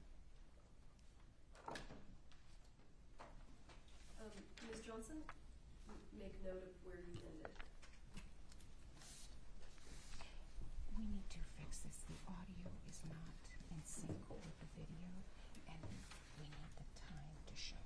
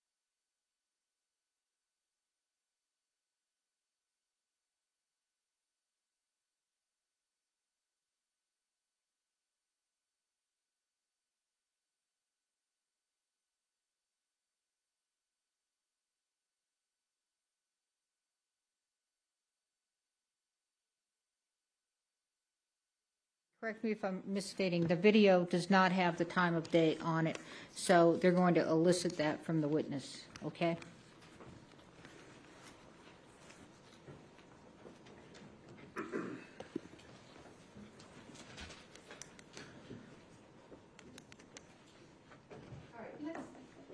Let's go back, Mr. Benavides, if we could. Do you recall approximately what time it was when you actually arrived on scene? It was 2:20, 2:30. Do you have a specific recollection of the time or not? I do not. Would reviewing the CAD refresh your memory? Yes, it would. May I approach you, Honor? I'm going to show you what's been marked as defendants and admitted DX8T.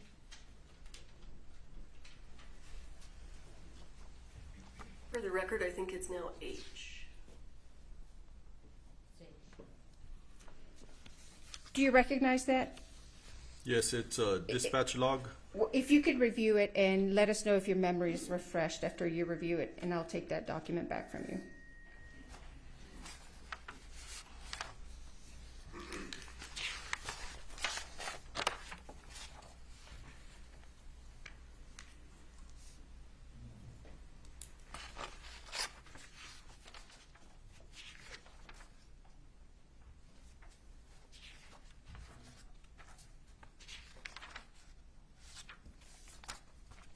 Yes. Your memory's refreshed? Yes. All right, if I can take that one.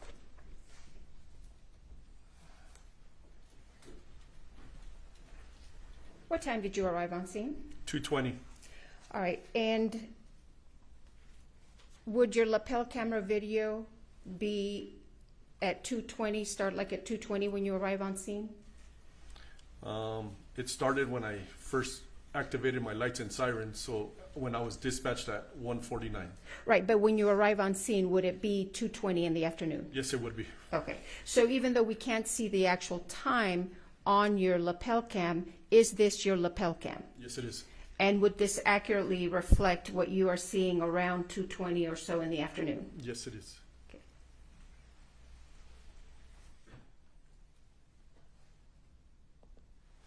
How do I know this is a gun? That's the gun. Okay. And so you had testified earlier that this woman with the multicolored hair was the armorer, and she gave you the gun. Yes. If you could look at State's Exhibit 6 and I'll ask you if you recognize what's in the box. Okay.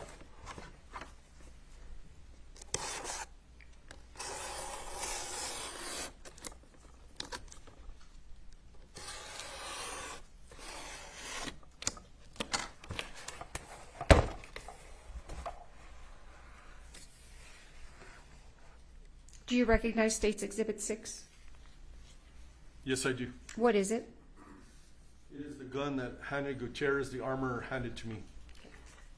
Now, what did you do with this gun once she handed it to you? I took custody of it from her, and I walked it over to the passenger side of my unit, my marked sheriff's unit. What did you do with it once you walked over to the marked sheriff's unit? I put it in the front seat, and I locked it. I'm going to show you what's been marked as State's Exhibit 13.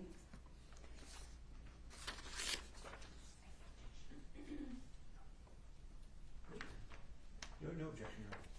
I'm losing track a little. So you just entered. I haven't tendered 6 because we have other witnesses through whom we're going to Okay, so 7, and I thought you had 7 and 8 that you 7 were going and to. 8, yes, sir. Haven't published yet. Okay, but okay, those were admitted. Now you're doing 13. 13. Okay.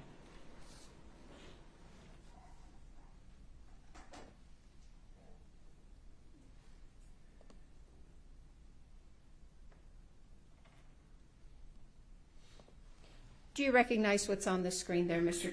Benavides? Yes, I do. What is it?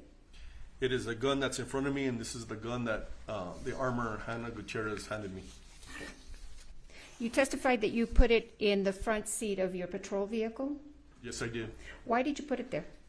It was the most secure spot that I had control over at the time. Okay. And what did you do to ensure that this gun was secured? I locked the front, I locked my unit, and nobody entered it except for me because I'm the only one with the key. Where was State's Exhibit number 13 taken? Where was this gun when this photo was taken? From the passenger side of my unit. Okay. Why did you not stick it in an evidence bag? It was so fluid, and the scene was so active. I put it there. It was secure there. That's where it stayed. Okay. Did you do anything with this gun? Open it, open the cylinder, or anything at all once you received it from Ms. Gutierrez? Yes, as soon as I got to my unit, I opened up the cylinder, and I made it safe for myself and whoever else was going to handle it. And when you say you made it safe, what do you mean by that? I opened up the cylinder on this wheel gun, and I ran the wheel to make sure there was no rounds in it. And were there any rounds in it? There was no rounds in it. Did you do anything else to the gun? I did not. Okay. To your knowledge, did anybody else have access to this gun once you put it in your patrol vehicle? No. So what is the next thing you did after you secured the gun in your patrol car? What I remember is I was talking to the armor, Hannah. I put her in back of my unit, and I told her she wasn't under arrest. I kept the door open because the detectives needed to speak to her. Now, did anybody have access to the front part of your patrol car? They did not. Okay. While this gun was in your possession, did you do anything, or to your knowledge, did anybody else touch it or do anything to it? No. Does Exhibit 13 accurately reflect the condition of the gun when it was handed to you? Yes, it is. Did you secure any other items of evidence? I did. I secured 2 boxes of ammunition. And where did you find those? They were on a gray cart, which Hannah directed me to, that they were on a gray cart that were used for this gun. All right, let's go to State's Exhibit 7, which has already been admitted. All right, you may publish. Thank you, Your Honor. Do you recognize that? Yes, it is the gray cart that Hannah directed that the ammunition was on. And where was that cart when you were directed to it? My first lapel video where that gentleman directed me, walked me over, and he said none of these guns were used. This was the cart that he was talking about. Okay. And where was this photo taken? Where was the cart when this photo was taken? It looks like it was taken in front of my unit, in front of my in-car camera. Okay. So was that cart moved from where you initially saw it to in front of your car? Yes, it was. Why? Hannah had she directed that the ammunition was there, so there was a gentleman that offers his services because I was dealing with Hannah, and I watched him bring the cart from where it was to me. Does State's Exhibit 7 accurately represent the cart in the condition that you saw it when you first were directed to it? Yes, it is. And why did you move it to the front of your patrol car? It was evidence. Hannah said that ammunition was on it used in the church. Is there another reason why you moved it to the front of your patrol car? To keep an eye on it, to make sure nothing was taken, nothing was put in. Was anything capturing what would happen if anybody got close to this cart? To where it is right now, they would have captured from my in-car camera. So do you have a dash camera? Yes, a dash camera, yes. So was the dash camera running and filming this cart as it's sitting there in front of your patrol car? Yes, it was. To your knowledge, did anybody come over to this cart and remove any items? No, not when it was sitting there, no. Okay. Why not collect the items instead of moving, or why not collect the items before you moved it? I'm in a patrol car. I'm not in a van or anything that would fit the whole cart in a hole to secure it. I'm going to show you State's Exhibit 8, which has already been admitted. May I publish, Your Honor? Yes. Is that a close-up of the cart? Yes, it is. What are we looking at? What was on the cart? What did you observe? Loose ammunition, gun belts, a gun, various other items. I'm going to show you what's been marked as State's Exhibit 9. Counsel, do you want to see it?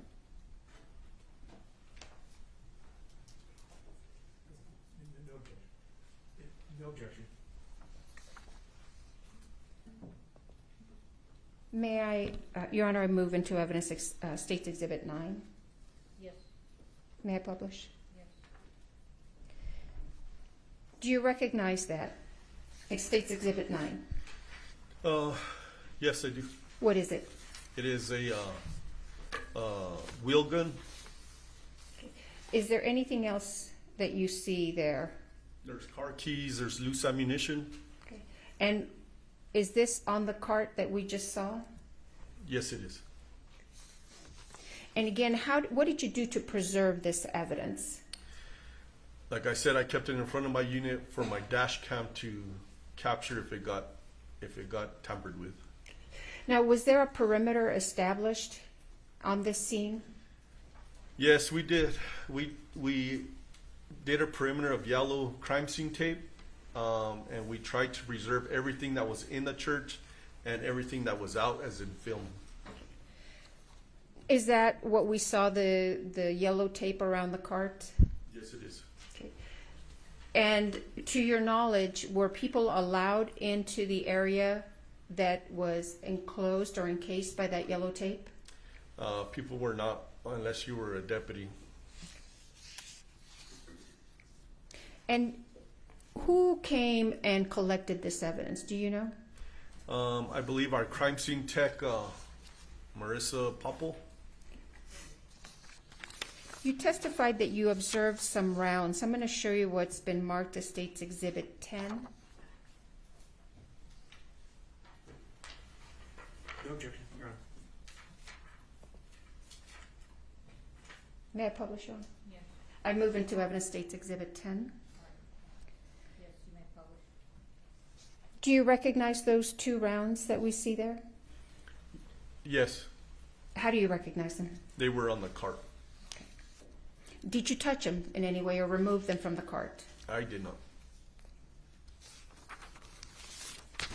Now, you told us you also seized some boxes of ammunition. Yes, I did. And where did you take those from?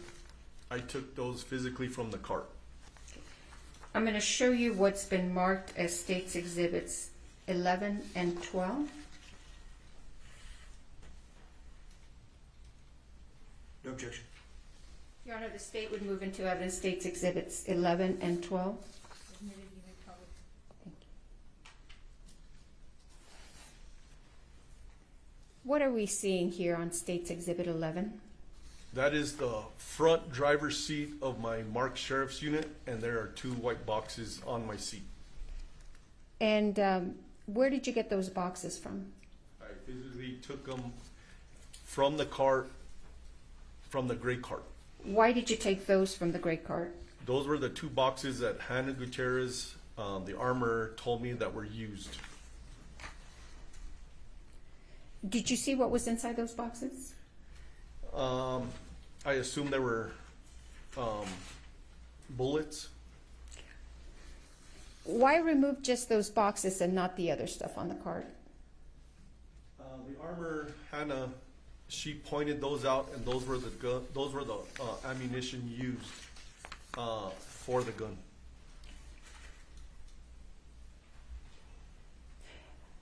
Let me show you State's Exhibit number 12. Your Honor, I move into evidence State's Exhibit 12 and ask to publish.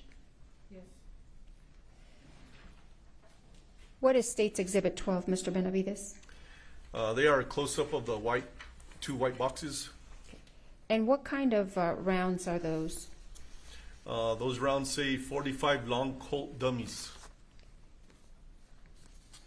Did you then turn these over to someone else, these boxes of ammunition? Yes. And who did you turn them over to? The crime scene tech, Marissa Popple. Let's go back to your lapel cam. You had testified earlier that you had placed Ms. Gutierrez in your vehicle. What happened to Ms. Gutierrez after we're seeing her here at 20 minutes and 8 seconds? From this point, I took custody of the gun and we walked over to my marked sheriff unit.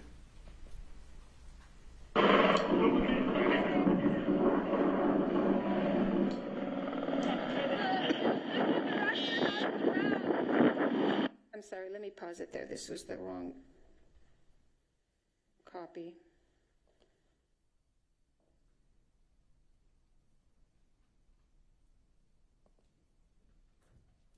Sorry, Major. What's going on? They said two. Now, what else? Secure. That you need to.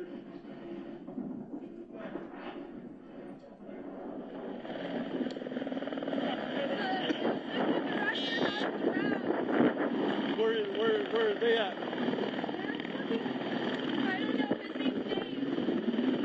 What are you being directed to at this point? I don't remember. I couldn't really hear her. Okay, let's go back. And I apologize. It looks like the audio is a little behind the video.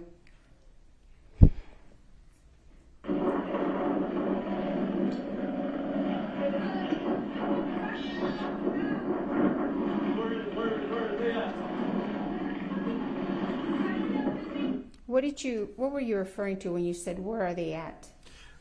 She was telling me about the rounds. And where are you headed at this point at 20 minutes and 16 seconds? That is my unit that I'm looking at right in front of me.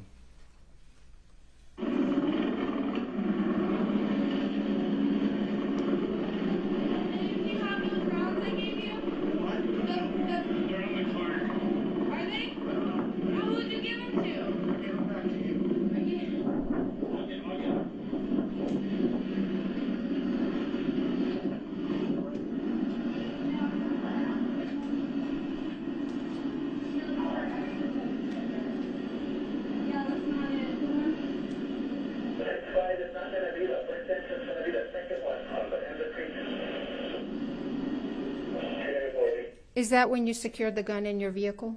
That is the front of my unit on the passenger side. Yes, it is. Are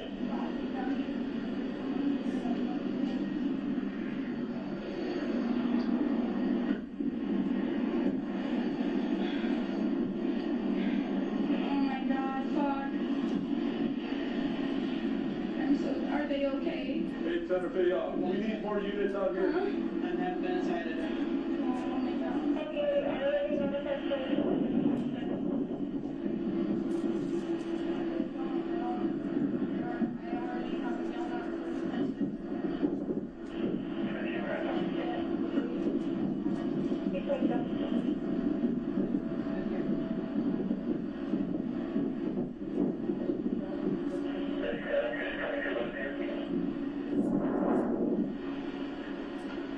What is happening right now? There was a helicopter just landed. Hannah's there on my right-hand side, and I'm watching the guy on the cart. Okay. Is somebody bringing the cart to you at this point? Yes, it was a gentleman. I didn't get his name, or I don't remember his name. That was bringing the cart. Your Honor, did you want us to approach?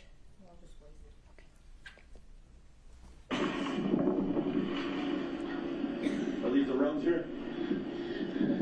So, okay, You have rounds here. okay, now, so, this is the one I'm pretty sure I remember. This is that's the one, and okay. Sorry. You're okay. Sorry. Just relax. Just relax. Still scared me. You're all right. Just relax. So here's the box that I got them out of. Okay, you go right there. You go right there, okay? Relax. I just need you to... What's happening right here? Hannah, as you could see, she's upset, visibly upset, and she's showing me where the rounds are that were used. And was it the same rounds that you put in your vehicle? Yes, it is. Just relax, okay? I just need you to relax. Just please relax, okay? Just take deep breaths and relax. Can somebody get water for her?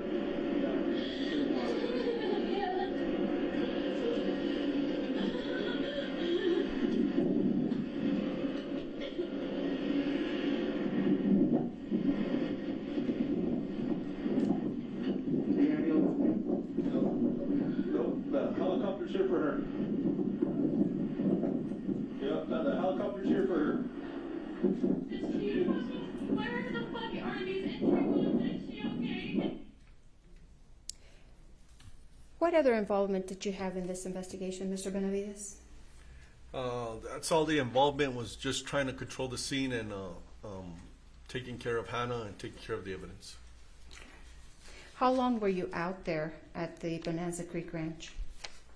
I didn't leave until about 8:30 that night, so about 6 hours. May I have a moment, Your Honor?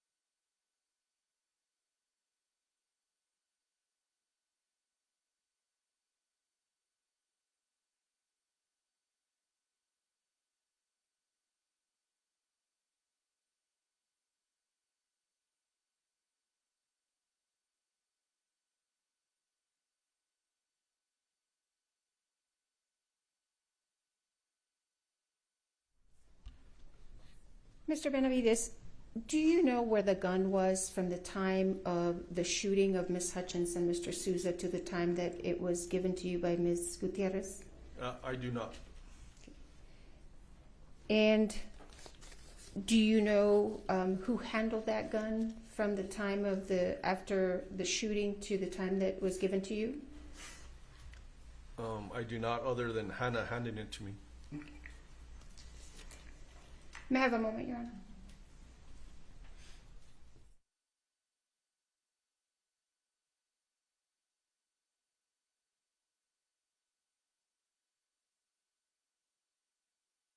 Thank you, Mr. Benavides, and you can take those gloves off unless you want to keep them on.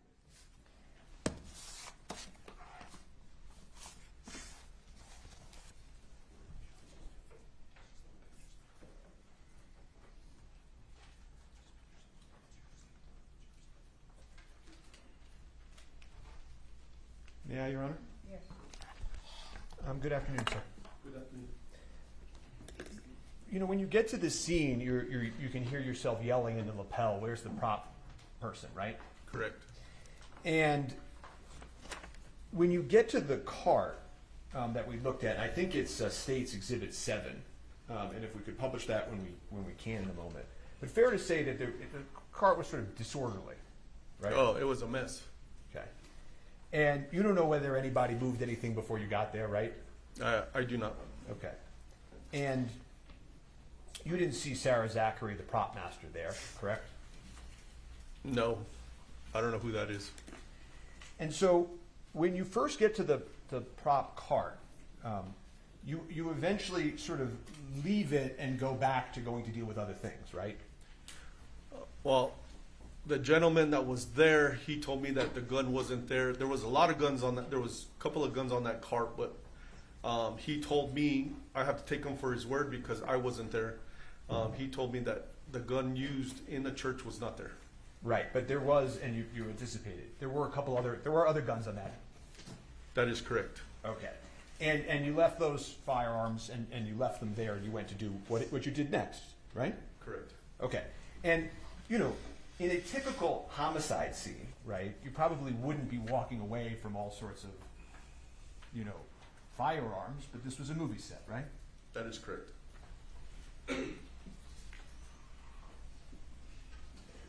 And an empty prop gun without live ammunition isn't going to hurt anybody, fair? I do not know, but... Objection mischaracterizes the evidence. I mean, other than if you drop the empty gun on your toe or something, an empty gun, a completely empty gun, isn't going to hurt anybody, true? A complete, yeah, of course. Right, so I think you fixed it. Sustained and you fixed it. You know, and then you go back to the armorer, and she hands you the firearm, right? Yes, they direct me to the armorer because I didn't know who the armorer was, and they directed me to her, and I asked her, "Is this the gun?" And she said yes. And I can see you're wearing gloves as you're taking out the exhibit today, right? You've got purple gloves on. Yes, sir. Okay. I don't think you have to keep them on, by the way, if you don't want to keep them on. I didn't know if you wanted to see the gun or not. No, Okay. I don't have to see it right now. But the reason I'm asking this is, and I don't think you talked about this in direct, but the day you took the gun, you weren't wearing gloves, right? That is correct. Okay. And but you were sort of careful when you took it, and you sort of you took it without touching the trigger. So if somebody wanted to swab the trigger for DNA, they still could. Fair? The way I handled it was trying to be as safe as possible because I didn't have a holster for it. So I was trying to hold it so I didn't pull the trigger because I didn't know if it was empty or loaded or not. And because you handled it that way, also somebody could have swabbed the trigger for DNA, right? I guess so, yes. Okay. Do you know if law enforcement ever swabbed the trigger for DNA? I have no idea. So there was a question posed to you about, you know, the prop gun, when you got it, was empty, fair? Yes, when I cleared it at my unit, it was empty. But you don't know what happened exactly to the ammo that was in it at the time of the incident, right? No, I do not. And somebody told you that Dave, the first assistant director, head of safety, had the rounds, right? Objection assumes facts not in evidence. He's He's asking him. Just a question, if you know. Do you know that? I don't know who Dave is. I don't remember any of their names to this date, Okay. other than the victims. Well, do you remember somebody telling you that the rounds were back at the cart? I believe Hannah was talking to somebody, and they directed it to that they were on the cart. And was that a male? Yes, I believe so. Okay. And you don't know, as you sit here today, whether that was Dave Hall's head of safety at the set? Yeah, I don't remember. No. Okay. I don't know. I'm going to refresh you in a moment on that, but while I'm doing that, I'm just going to move on for a second, which is the next time you see the cart, right? It's being brought to you in a different location, right? The cart gets moved. Yes, yeah? from the first time I saw it, where that gentleman directed me to it, and he said that the gun used wasn't there until the gentleman brought it to me. Yes. And you've said that ideally that's not how it would have gone down, right? Not at all. But I was trying to improvise as much as I could. Okay.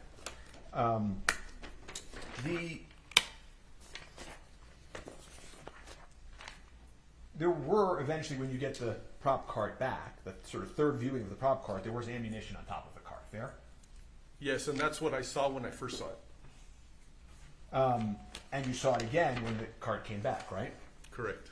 And at one point, you actually sort of reached down and touched some of the ammunition. True?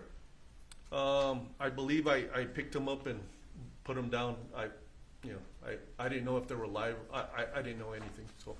And another civilian came over and picked one up and showed you one was this and one was that, right? Yeah, he explained real quick, which it didn't register too much to me, but he was trying to instruct me what to look for, I guess.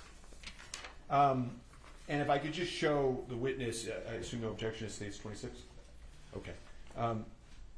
If I could offer, I don't know how you want me to do this, if I could offer States 26, or should I make it a defense exhibit? Your Honor, we have no objection to admitting our own exhibit, so thank you. Great. So I'll admit States 26. States 22? 26, Your Honor.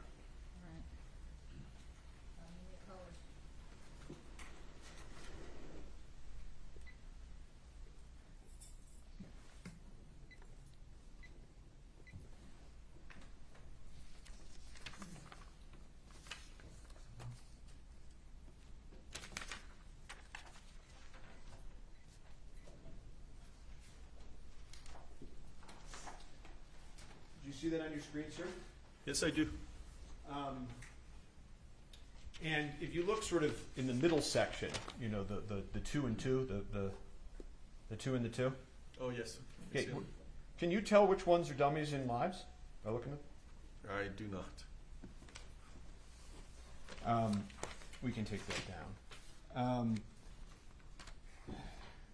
Where was the backup? You're talking about a lot in direct about how this happens and that happens, and I'm just sort of curious, where was backup? Backup is in. That's in reinforcements, sir, so that you didn't have to try to manage all of this. So that day I had 7 deputies, including myself, on duty here in Santa Fe County. I had Deputy LaFleur was a swing shift deputy, so he was coming into work. I believe he lives somewhere in Albuquerque. And he was coming into work when the call came in. And it was myself and the corporal who were available at the time.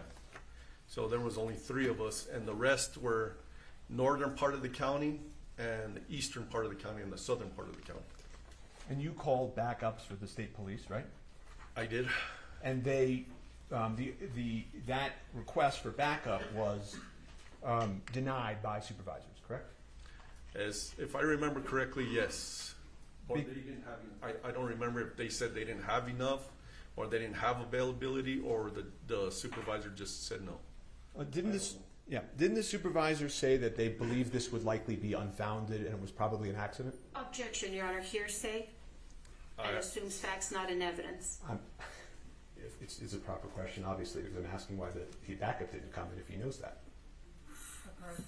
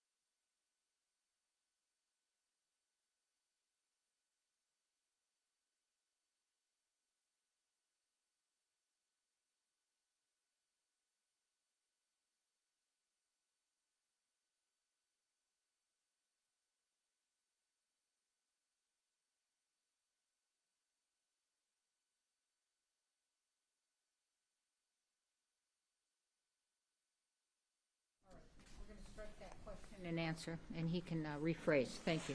Sure. Thank you. When I say strike, that means disregard the question and the answer. Thank you. You called for the state police and they didn't come, right? Yes. And that would have been your supervisor's call, not yours, correct? My supervisor? No. Yeah, I'm asking. No. Whether or not that request went to the states? No. That wouldn't have been your supervisor's call? That wouldn't have been my supervisor's call, no. Did you make that call direct? I asked dispatch to talk to state police to see if they could send people to help me with the scene. The perimeter that you talked about did not include the prop truck, correct? Yeah, I didn't know what any of that was. I was just trying to take care of what happened in the church. Right. So, but just so that it's clear for the members of the jury, you later learned that cart that we're looking at rolls up and goes into a prop truck that housed the rest of the firearms and ammunition. Objection, right? speculation. If he knows. I did not know that. I did not. No, I know you did. I know you're saying you didn't know that then. I'm saying you did become aware later that there was a prop truck, right? Objection, hearsay, and speculation.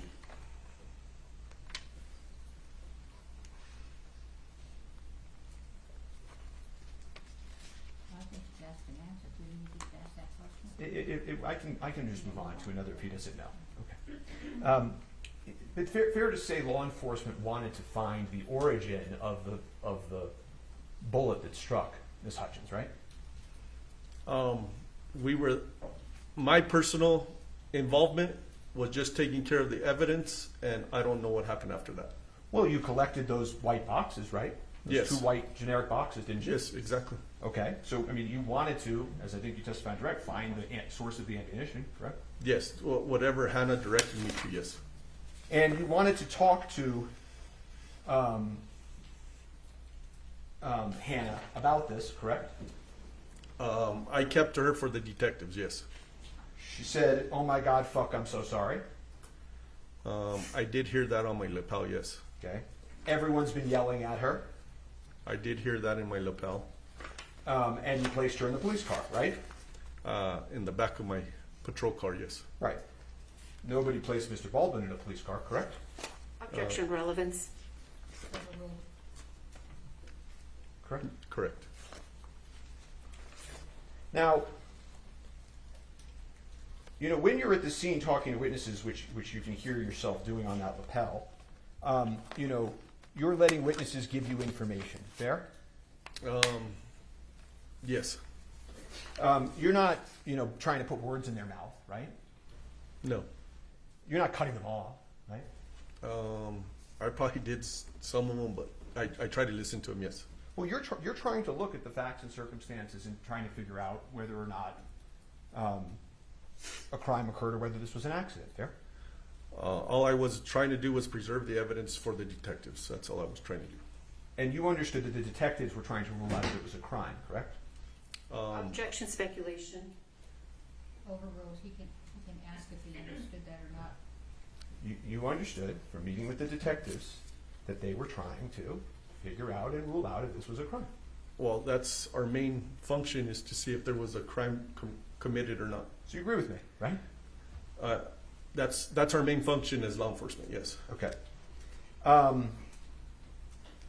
You don't know how the live bullet got on the movie set? I do not. You don't know why the armorer loaded into the prop gun. She didn't tell you that. No, I do not. And you don't know why the first AD failed to detect it? The what?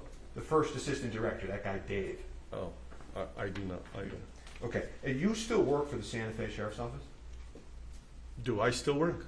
No, I'm retired. You've retired. Okay. I have nothing further for this witness at this time. All right, thank you. Redirect. Yes, Your Honor, briefly, thank you.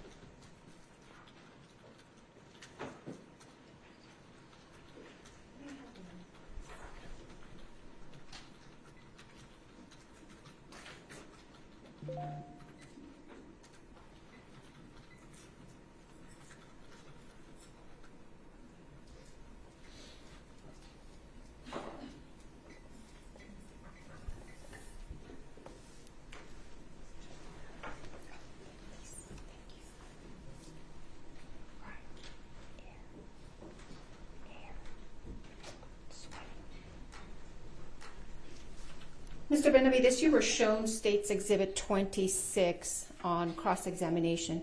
Do you know where those rounds that we see on 26 came from? I do not.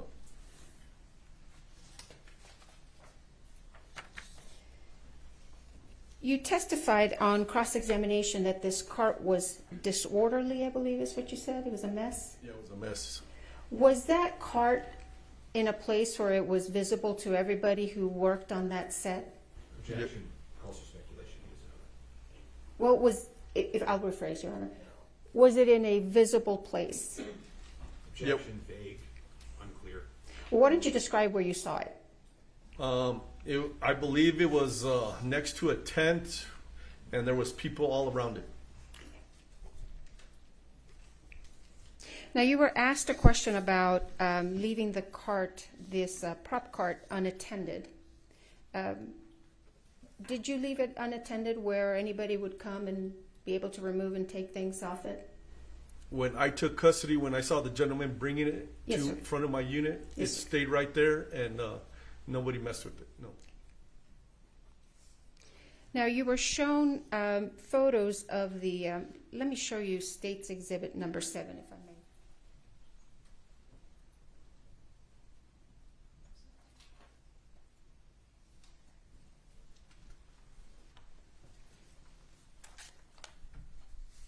Showing you State's Exhibit number 9. Did you have any reason to believe that was a fake gun? It was a movie set. I did not know if it was fake or real. How about State's Exhibit number 6 that you have in front of you? When you took that into custody, did you have any reason to believe that that was not a real gun? No.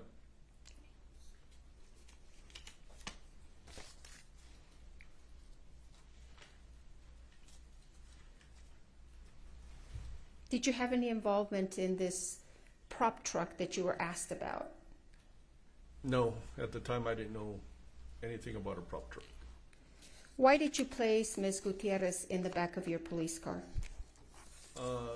She was the main person that was handling the firearm, and common sense told me that detectives wanted to speak to her.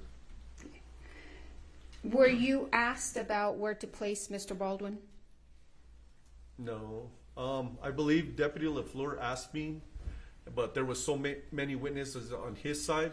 I just told him to keep him separated from everybody and everybody from each other as much as possible. Now, is the reason he was not placed in a police car because he wasn't a suspect?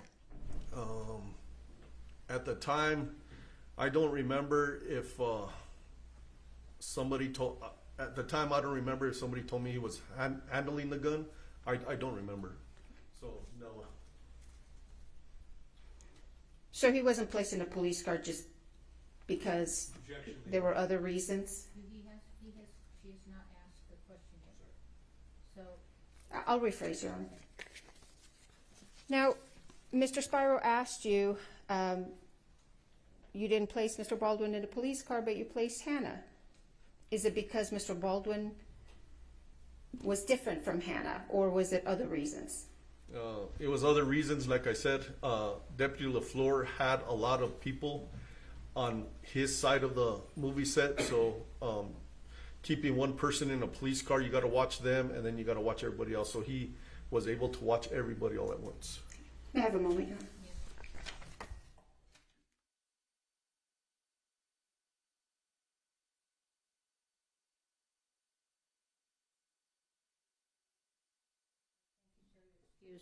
All right, we're going to take our bathroom break.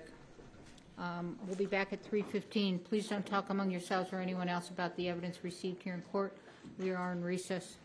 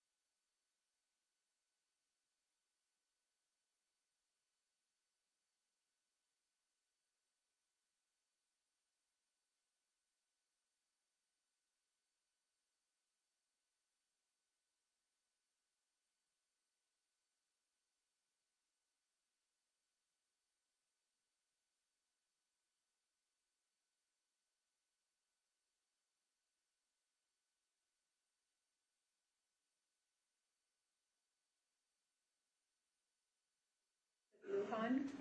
Do you swear affirm under penalty of law that the testimony you'll give in this case will be the truth, the whole truth, and nothing but the truth? I do. All right, have a seat, talk into the microphone. Yes, ma'am. May I proceed, Your Honor? Good afternoon, Deputy Lujan.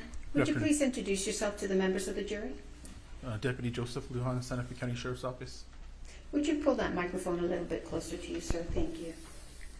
How are you employed? With the Santa Fe County Sheriff's Department. And how long have you been with the Santa Fe County Sheriff's Department? A little over 10 years now. And what are your duties? Currently, I'm currently assigned to the Court Services Division. And how long have you been assigned to the Court Services Division? About 10 months now, I believe. And prior to that, where were you assigned? I was on the Patrol Division. And what does a patrol division do? We answer calls throughout the county, anything from DWI, crash investigations, criminal investigations, that type of thing.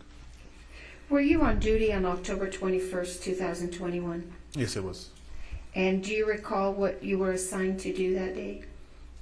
Just normal patrol duties. And were you involved in the investigation into a shooting that occurred at the Bonanza Creek Ranch? Yes, it was.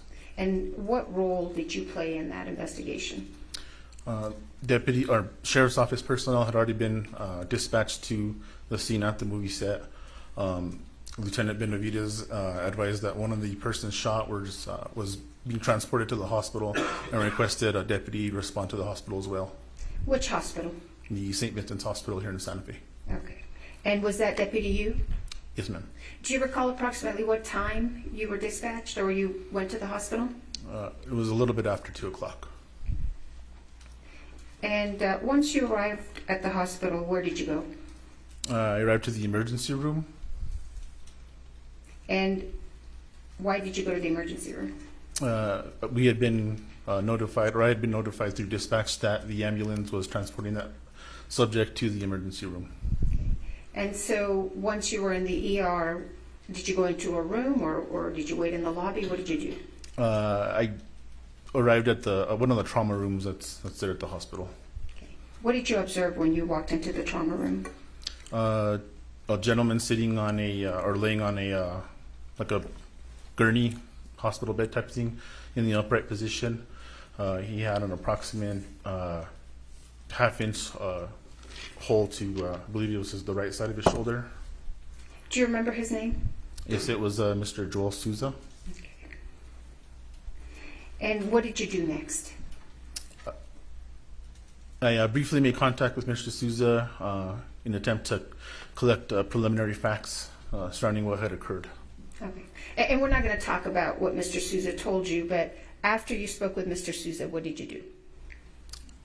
I observed medical doctors administer some sort of medication to him, and then they retrieved a projectile from his shoulder. Okay. Were you watching this as it was taking place? Yes, it was. So did you watch doctors retrieve that projectile from his shoulder? Yes, ma'am. And what happened to that projectile once it was taken out of Mr. Souza's shoulder? It was placed into a plastic container. It was handed to me, and I kept possession of it. Okay. And where did you take it?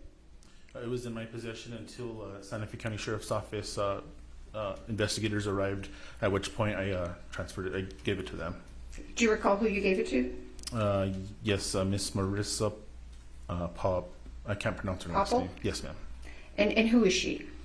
She is an evidence tech, crime scene tech with the Sheriff's Office. Okay. I'm going to show you what's been marked as State's Exhibit 14. May I approach you? Yeah. No objection, Your Honor.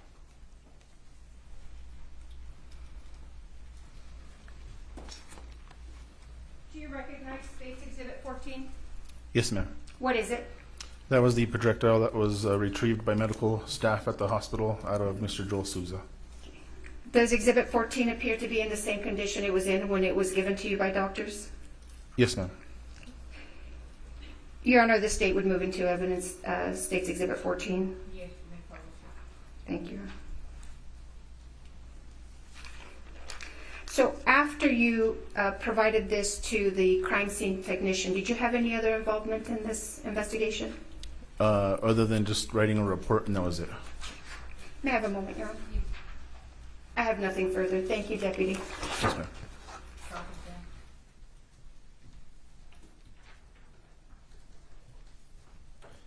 Good afternoon, sir.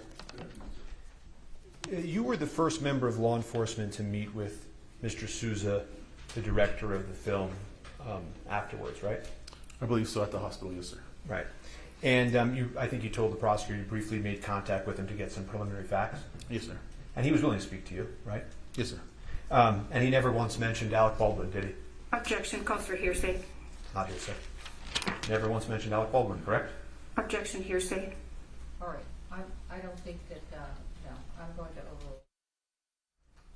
He never, in describing the preliminary facts to you, ever mentioned Alec Baldwin, correct? Correct.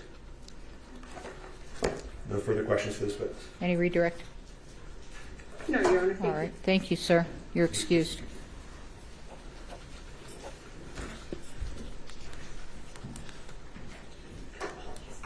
The state calls Marissa Popple.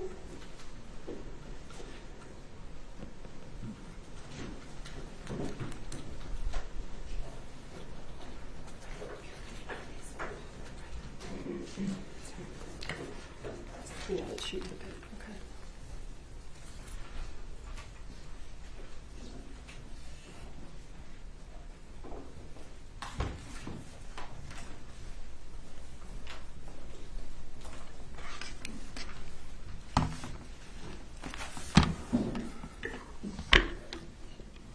Face the judge, raise your right hand, please.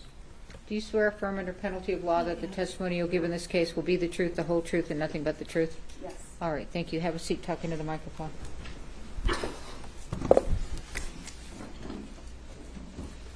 Good afternoon. Good afternoon. Please state your name for the record. Marissa Popple. Would you spell your last name? Poppell. How are you currently employed? I'm a crime scene technician with Santa Fe County Sheriff's Office. How long have you held that position? 3 years. Prior to being the crime scene technician for Santa Fe County Sheriff's Office, were you a crime scene technician elsewhere? Yes. Where was that?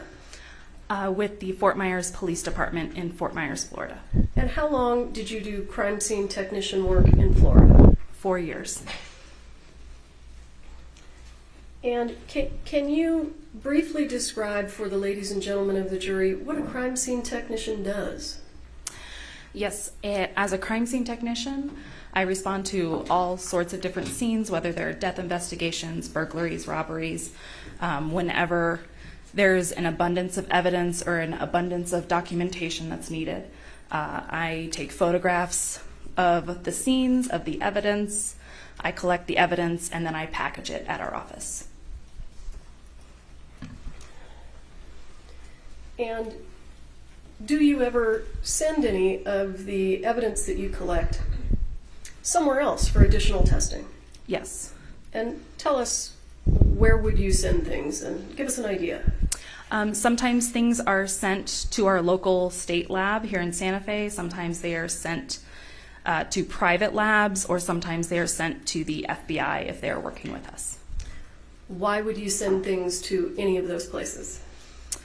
So our state lab is local, so it's nice to be able to have them in the backyard so that they can help us with more common day items. For independent labs, if we have something that needs done within a very quick time frame, we'll utilize them, but they require us to pay for the testing ourselves. Or if the FBI is assisting with us, sometimes they can do additional testing that maybe our local lab wouldn't be able to do. I want you to give the ladies and gentlemen of the jury an idea of what kind of testing you are requesting when you send items out. Yes, this could be latent print analysis, DNA analysis, firearms testing, things of that nature. And Ms. Popple, how did you become involved in this case? I was asked to respond to a scene of a shooting along with my criminal investigations division. That would be the detectives and myself responding to a scene on October 21st of 2021. Do you recall approximately what time you arrived on scene? I believe it was between 2:30 and 3 o'clock in the afternoon. And when you arrived on scene, kind of walk us through what you were tasked with doing. The first thing I was asked to do was photograph the initial scene and what was going on around me, essentially. And can you give us an idea of, so you indicated that you were asked to photograph the initial scene. Is that common? Yes. And generally speaking, after you photograph the initial scene, do you photograph other things? Yes. And what do you photograph? So any items of evidence would be photographed on scene, and then if additional photographs are needed, then those items could be laid out at our office in a secure area and re-photographed. And did you take photographs of items of evidence at the scene? Yes. Did you also take photographs of some of those same items back at the Sheriff's Department? Yes. What's the point to that? If there are areas of detail that would be difficult to photograph on scene, we can do so at the office in controlled lighting conditions.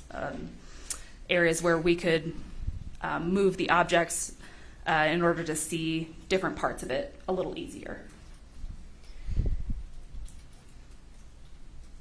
Did you, and I don't want to get too much into the details right now, but did you also participate in the execution of search warrants? Yes. And why do you, as the crime scene technician, participate in the execution of search warrants? Part of my duties when we're executing a search warrant is I'm not only documenting all of the evidence on scene, but I'm also collecting all of that evidence, and that evidence stays in my custody. Other than collecting evidence at the scene itself, did you collect evidence in other places pursuant to search warrants? Yes. Go ahead and explain to the jury the different places that you went to, just to kind of give them an overview before we get into it. I was asked to collect evidence at the initial scene at the church. I was then later asked to collect evidence out of a prop truck that was nearby, and then at an even later date asked to assist with a search warrant at an office in Albuquerque. Can I have the Elmo? Let's maybe start that way. And the office in Albuquerque that you were asked to participate in a search of, what office was that? That was a PDQ warehouse. And do you know now what PDQ is? Yes, it's a prop supply company. And that's in Albuquerque? Yes. Did you search and take your photographs at PDQ in Albuquerque on the same day as this incident? No. On the 21st of October? No. Do you recall approximately when you did the search warrant at PDQ? November 30th. And the search warrant that was executed on that prop truck, do you recall when you participated in that? October 27th.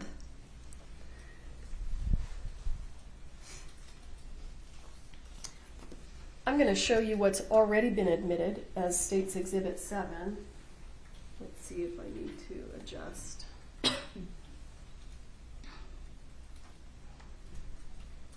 Did you take that photograph?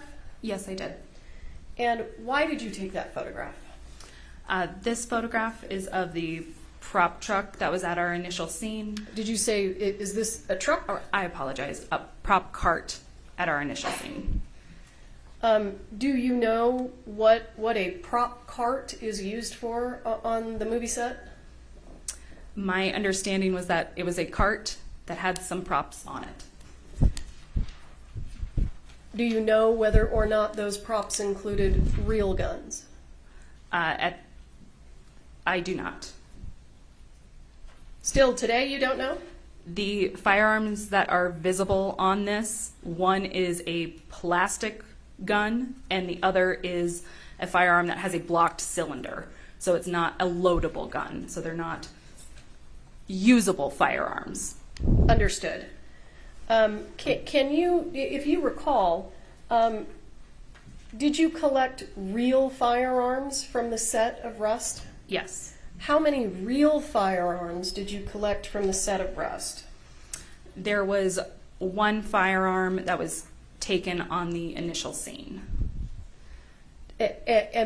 But when you continued your searching, when you indicated you searched the prop truck, is that right? Yes. So let me back up. The initial real firearm that you took, where was it when you first saw it? And do we have number 6? What happened to the item of evidence? He's got it.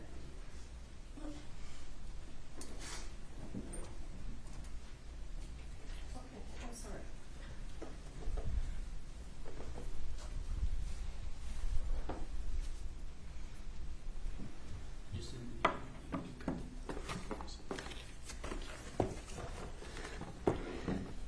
Ms. Popple, this is State's Exhibit 6, and it has previously been admitted into evidence. So if you would open it.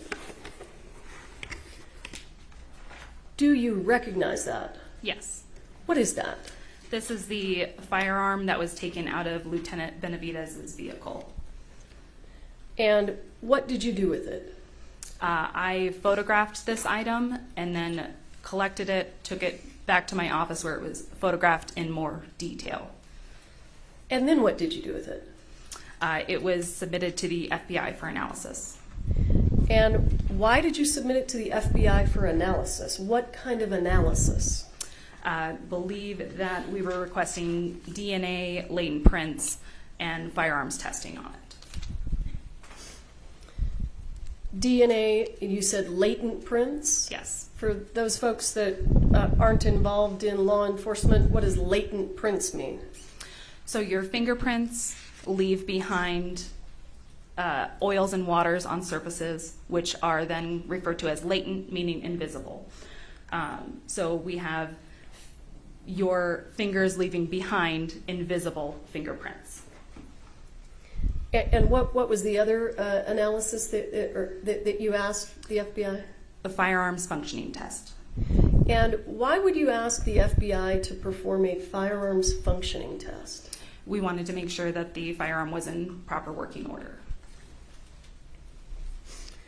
From the time that you collected that from Lieutenant Benavides' patrol unit to the time that it was sent to the FBI, where was it kept?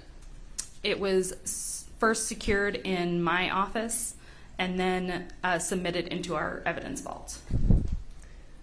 And when you say vault, does that mean that it's secure? Yes. And how long was it kept in the vault before it was sent to the FBI, if you recall? I don't recall exactly. I would say it was within that week that it was sent out. And when we send items of evidence to the FBI, how do you do that? Do you just throw them in a box and put them in the mail? No. A formal request was made to the FBI lab, and then they had an agent respond and take custody of the items. Who was that agent? I believe that was Agent Cortez.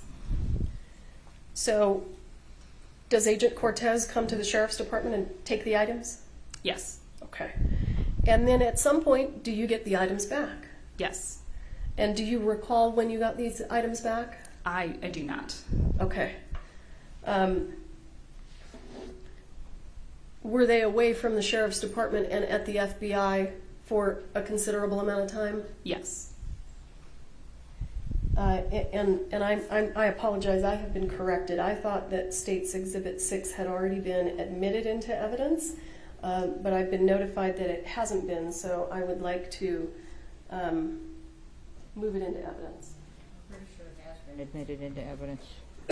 It is, She didn't move it. no, she didn't. It's 57813, yeah. You did not move it in. Okay. I'd like to go ahead and move it into evidence at this time. No objection. All right, state 6 is submitted. You may publish. When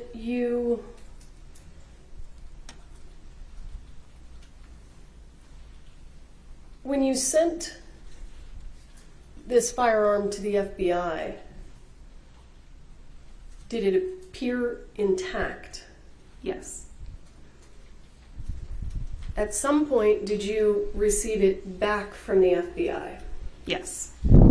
Had its condition changed? Yes. Describe just generally, when you opened the box, what had changed about its condition? The cylinder of the firearm had been removed and placed separately, and there appears to be an internal component that was bagged in a small plastic bag separate from the firearm. Okay, and may I approach? I just want to, I haven't actually seen what's in the box. Yes.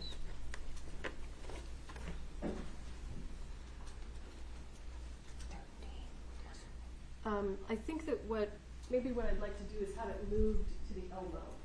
Can I move it, or does someone else have to do that?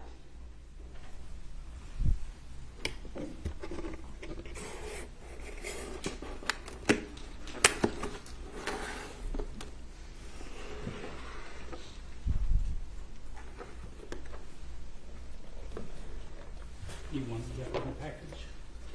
Let's open it and set it right there so that the jury can see what we've been looking at and talking about as best we can. Thank you, sir. And just to be clear, this is the same firearm that you collected from Lieutenant Benavides' patrol unit? Yes. And is this generally the condition that it was in when you received it back from the FBI? Yes. I see that there's a little plastic bag. Can you tell us what's in that plastic bag? So there are 3 small metal broken pieces in the plastic bag. Okay. But other than those broken pieces, was the firearm in generally the same condition? Yes. Okay, thank you, sir. And does this stay at the courthouse overnight? Yes. Okay, so I don't know if you If you sit want back there with it or... We leave it here. Yeah. We'll secure it. Okay, great, thank you, sir. I want to go back to State's Exhibit 7 if we can. This cart, did you go through the items that were on it? Yes. And did you photograph them? Yes. Can you give the jury an idea of what's on that cart? Because it's kind of hard to see everything. There were multiple boxes of ammunition on the bottom section of the cart, bags, the fake firearms, gun belts with ammunition, earplugs, candy, a fanny pack with ammunition inside, just a multitude of items. Did that cart, did those items appear to be in any discernible order? No. Was there loose ammunition on the cart? Yes. And did you collect that? Yes. And when you collected that ammunition, did you take it back to the sheriff's office? Yes. And what did you do with it when you got it back there? It was then laid out and photographed. Now, is this the first time that you've been called to an investigation on a movie set? Yes. And have you learned, based on your work on this case, what a dummy round is? Yes. Can you explain to the ladies and gentlemen of the jury what a dummy round is? A dummy round is essentially ammunition that is not designed to fire a projectile.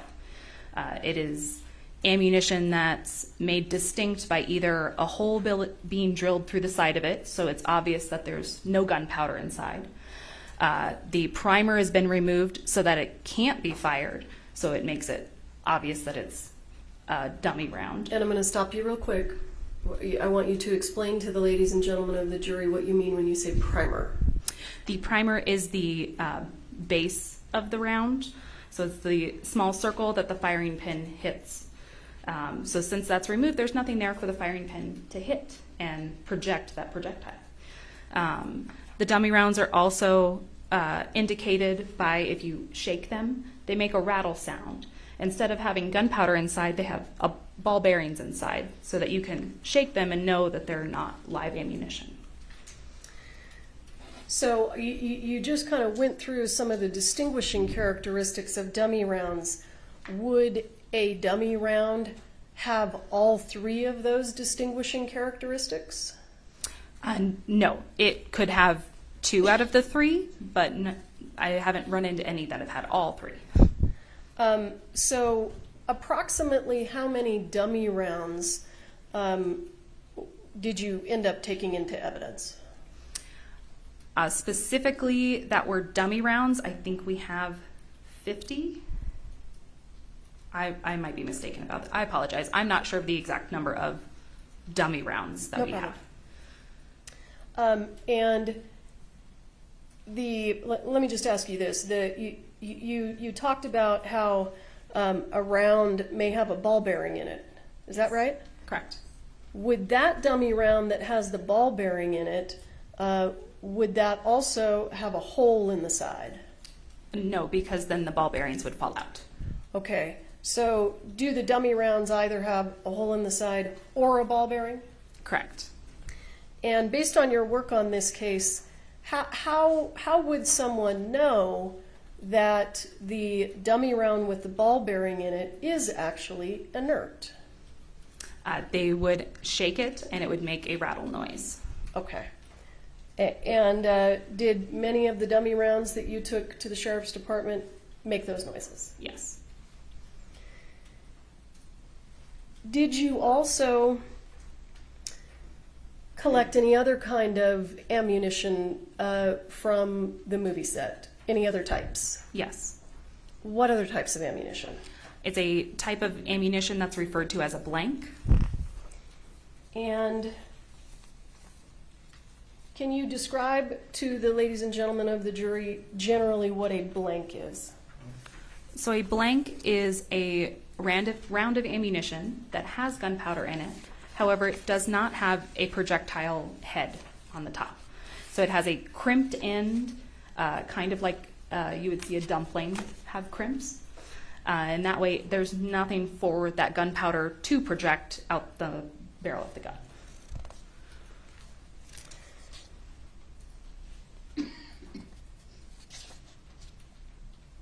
And when you collected all of this ammunition, you took it back to the sheriff's department? Yes.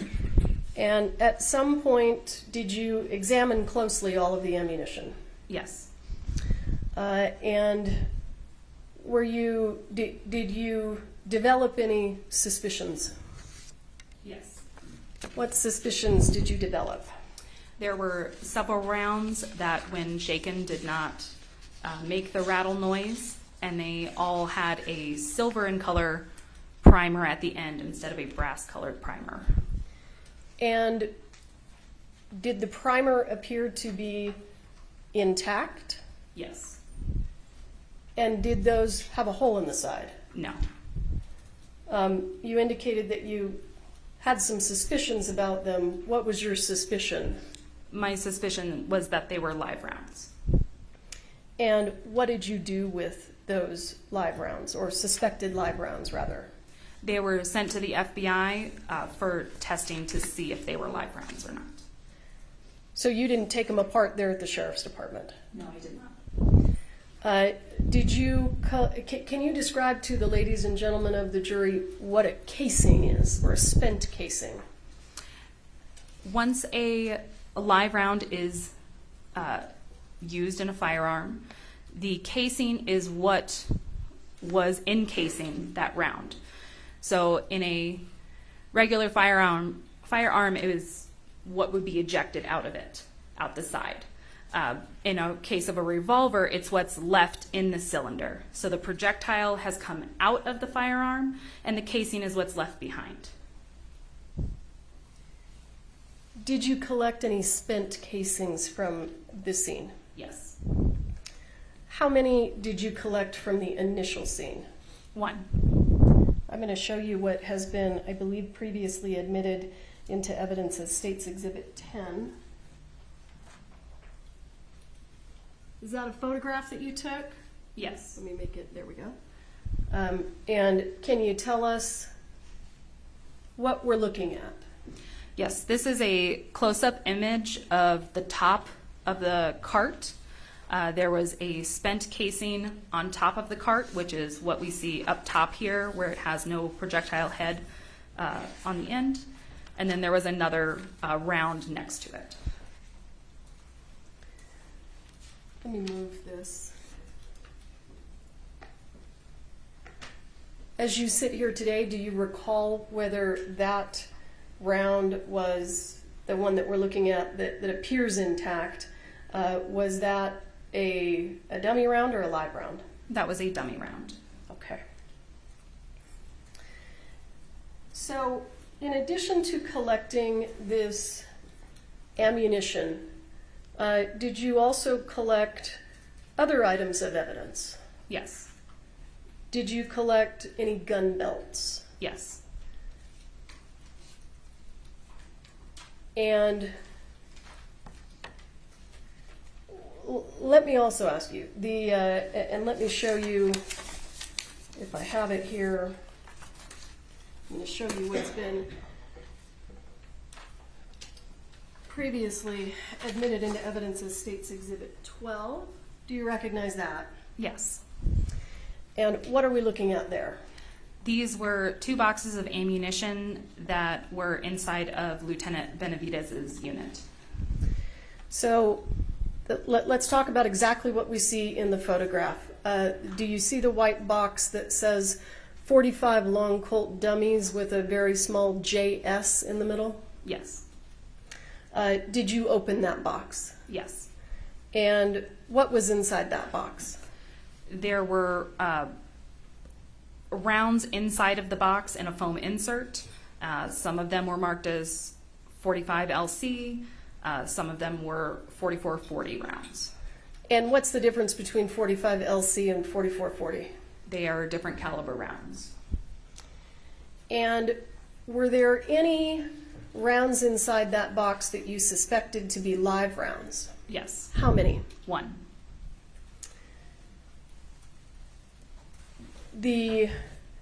Let me ask you this. How many rounds altogether did you discover that you thought were suspected live rounds on the set of Rust? 5 and the spent casing, so 6 in total. And I want to talk a little bit about where those rounds were located. So we've got 1 that you suspected came out of this box. Is that right? Yes.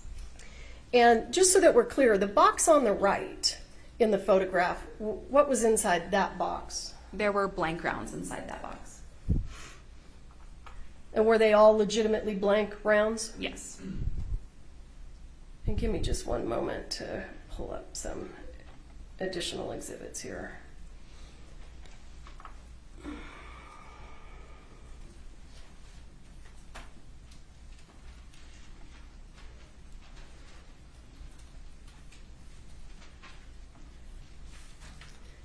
I think you testified that you collected some items of evidence from inside the church. Is that correct? Yes, correct. Did you collect any gun belts from inside the church? Yes. How many, if you recall? There was a gun holster, just 1 inside the church. And did you take that back? Well, the holster, was there anything unique about it? Was it just a piece of leather, or did it have additional parts to it? It appeared to be a shoulder holster, so the one that would not go around your waist, but one that would go over your shoulder, and it had a fake knife attachment to it. And were there the piece of leather? Did the holster hold anything? Yes, it was able to hold ammunition. And when you collected that holster, did it have ammunition sitting inside of it? Yes. And the ammunition that was inside of that holster, did you closely examine it? Yes. And did any of that was in the holster cause you to suspect that there were any live rounds in the holster? Yes. How many rounds that were in that holster did you suspect were live? 1. And you sent that to the FBI? Yes. And based on your work on this case, do you know who was the actor who was assigned to that holster? Alec Baldwin. Can we go ahead and, I don't know exactly. Yeah, let's publish it. Oh, I'm sorry. Do you have any objection to the exhibits that I showed you previously? I certainly don't have to this picture. Okay. So I'm going to move for the admission of State's Exhibit 22 and ask for permission to publish. All right. Hearing no objection, State's 22 will be admitted. You may publish. Did you take this photograph? Yes. And what are we looking at here? This is the interior of the church, and it is a close-up of some of the benches or pews that were inside of the church. And what is, do you see something leather there? Yes, on the second row of benches, there's a jacket and a holster. Is that the holster that we've been talking about? Yes. Is that where it was when you collected it? Yes. And I would like to show you what has been previously marked as, give me just one moment. I think it's 12 and 13. Mr. Spiro, do you need to go through these with me? If you just show me the picture quickly, I'm sure I have no objection. Okay, so I'm going to have to unplug. Or do you? Oh no, I can pull another set. Okay. I'll look at this one quickly. Well, but it's going to come up on the screen, so I don't want to publish it. I'll look at it then. I'm sure it's No, but as soon as I move it, it's going to come up on all the screens. Okay. Here, let's do it that way. I have no objection to exhibits 12 and 13. Thank you. And how about let's do 15 and 16? No objections to 15 and 16. 17? No objection. 18? No objection. I'm happy to stipulate that whatever Ms. Investigator Popple recovered at the scene. Well, we need a little more identity, but it's 12, 13, 15, 16, 17, 18? Hang on, there's a little bit more than that. It's 19, 20, 21, 26, 27, 28, 29, 30. We have 31, 32, 33.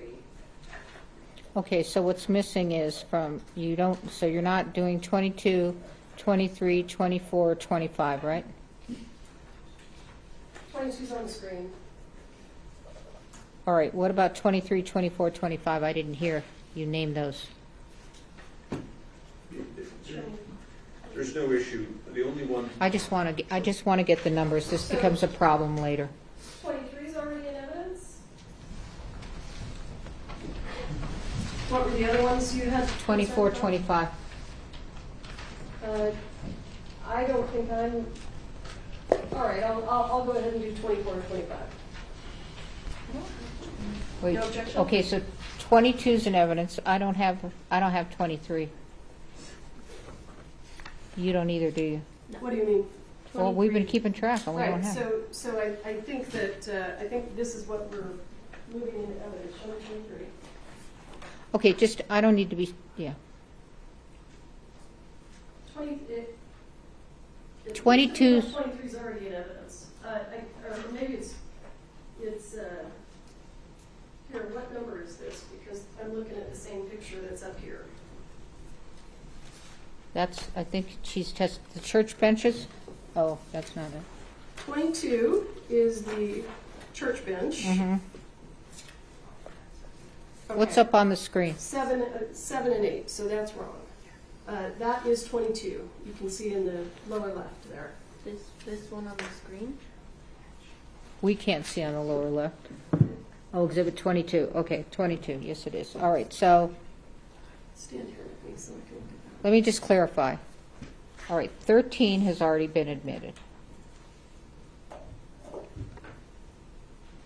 12 has already been admitted. 26 has already been admitted.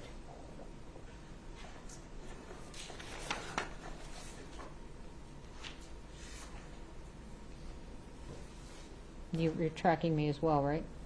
Me? Mhm. Yes. Okay, so what we don't have, 14. 14 has been admitted, so 15 through 21, 22 was just admitted. We don't have 23. That's fine. I'm not moving for the admission of 23. I think it's a duplicate. Okay, let me just, all right, we don't have 25. We do have 26. Right. So did Okay. you want, so you said, what about 25? Yes, I will be moving for the admission of 25. Okay, and then 27, 28, 29, 30, 31, 32, 33.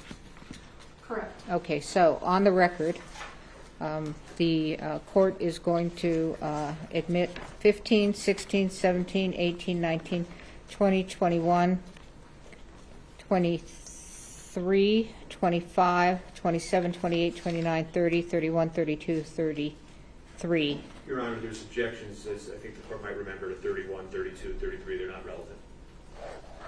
All right, well, I'll show you. let's not confuse me at the late days, so I'm just going to write down what's been admitted, and then we will go from there. Thank you.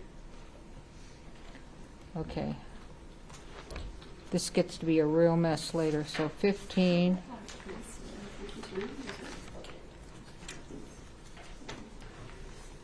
So we've got 15.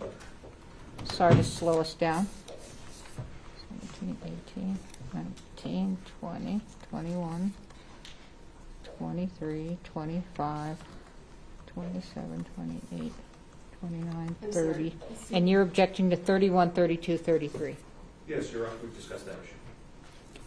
And I believe the court reserved ruling on it. We can take it up in the morning if you want. All right, so let's just go with what we've admitted. You may publish. Okay, and I apologize. I will move also for the admission of 23. What I was looking at there is different than the actual 23. Any objection to 23? No, you said you needed 23. You said 24 you didn't want to I did. publish. Okay. Okay. Okay, great. Mhm. I'll move, please. Let's do it that way.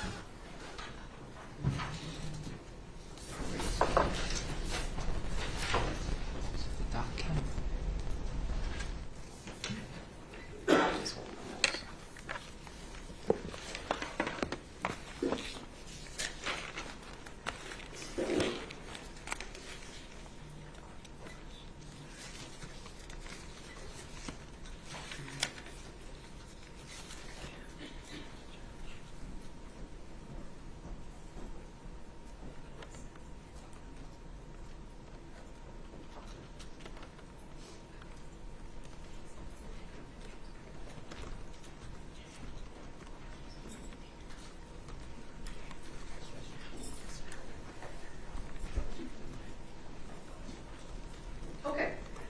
Ready? Not yet?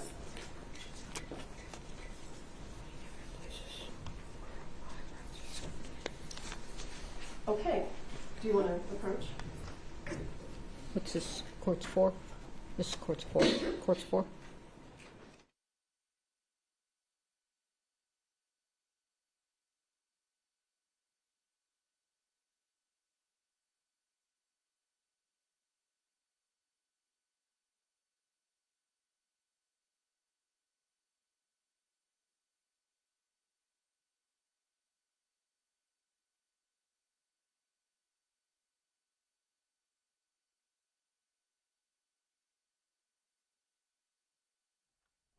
Ms. Popple, I'm going to show you what has been marked, and I think these are all stipulated too, so we've just moved these into evidence. I think we're just collectively moving them into evidence, and I can go through them now. Okay. States Exhibit 15. Ms. Popple, do you recognize that? Yes. What is that a photo of? This is a close-up of the rounds that were in the holster that we were discussing. Mr. Baldwin's holster? Yes. And I see, how many silver primers do you see there? There are 2. And which one did you suspect was a live round? The one that's closer to the center that has a cleaner look to it. This one here? Yes. And the one that was on the left that has the silver primer, when you examined that, what happened? When that one was examined, it was determined to be a dummy round. Do you know who provided that dummy round to the set of Rust? I do not. Okay. Other than Mr. Baldwin's holster, were there other gun holsters that you collected? Yes. And were there other holsters that contained what you suspected to be live ammunition? Yes. How many others? There was one other gun belt that was located on top of the cart that had a suspected live round. I'm going to show you States Exhibit 16. Can you tell us what we're looking at there?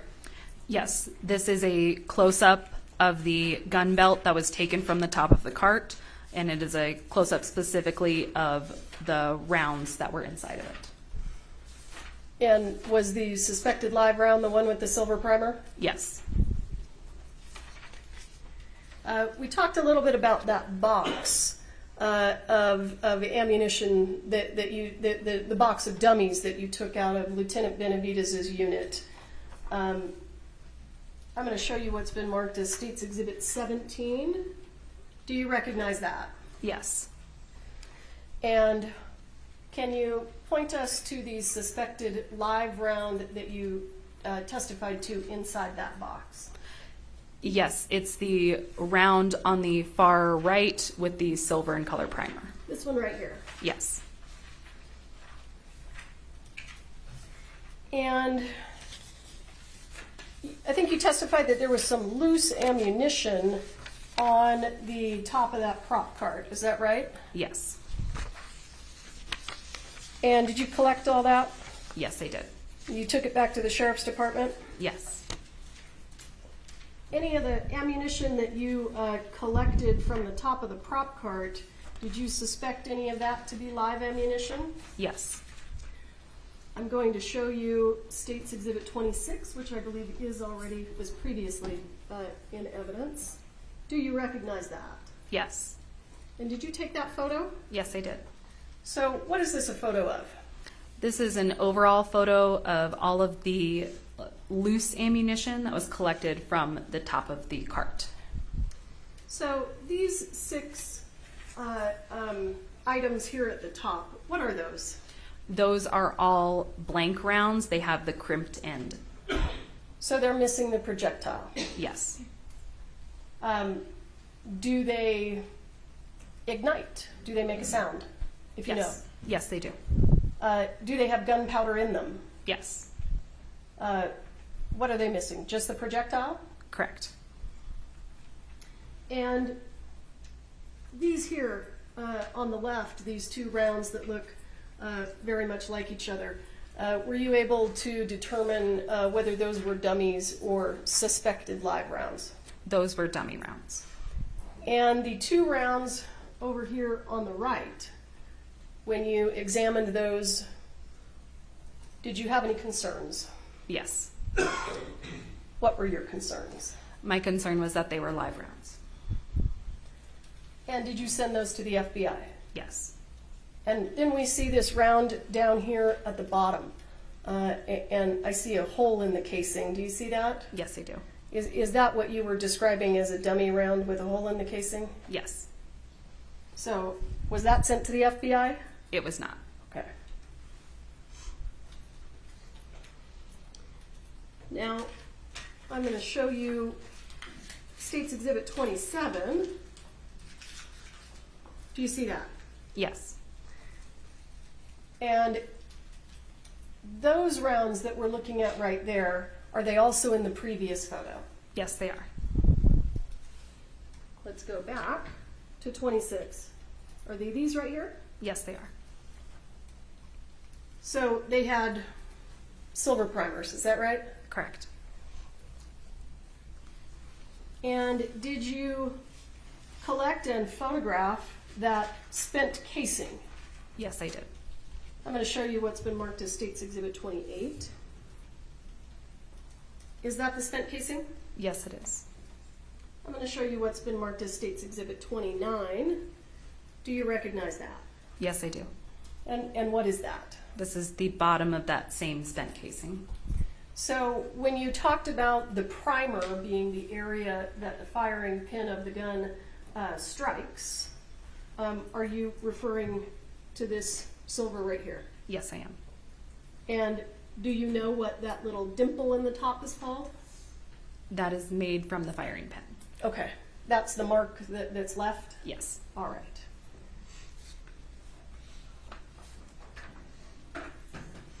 Now, when you ultimately conducted a search of the prop truck, did you collect additional ammunition? Yes. And was there any live ammunition found in the prop truck? No. Or any suspected live ammunition, rather? No? No. So what kind of ammunition did you take out of the prop truck? We took blanks and dummy rounds.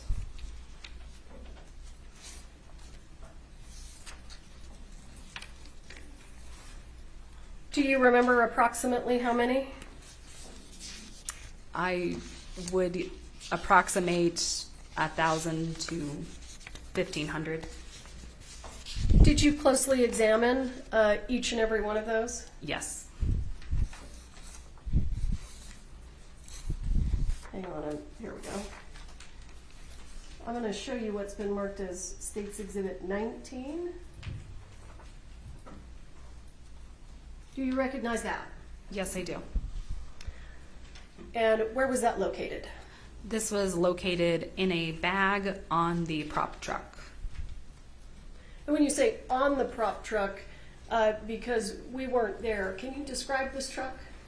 I apologize. It is a storage truck, so almost like you would see a moving vehicle. It has that amount of storage in the back area of it. And does it have a door that comes down? Yes. So you found this inside that prop truck in a bag, is that right? Yes. And did you go through the contents of this box? Yes, I did. And there were no dummy rounds? I'm sorry, there were no suspected live rounds?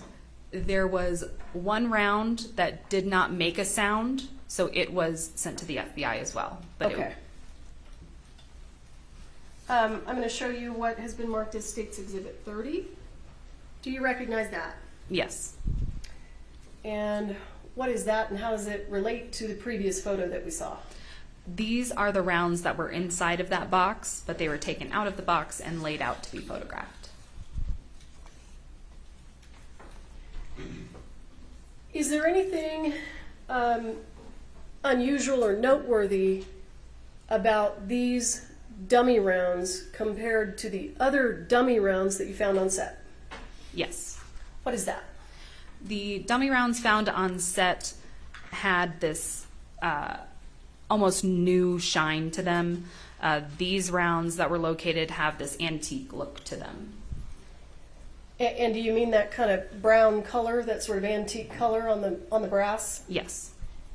And was one of these dummy rounds located in Mr. Baldwin's bandolier? Yes. Let's just jump back for a moment. I'm going to show you what's been marked as State's Exhibit 23. Just for completeness, can you tell us what that is? Yes, this is a close-up of the jacket and holster that were found on the bench inside of the church. And I'm going to show you what's been marked as State's Exhibit 25. Can you tell us what that is?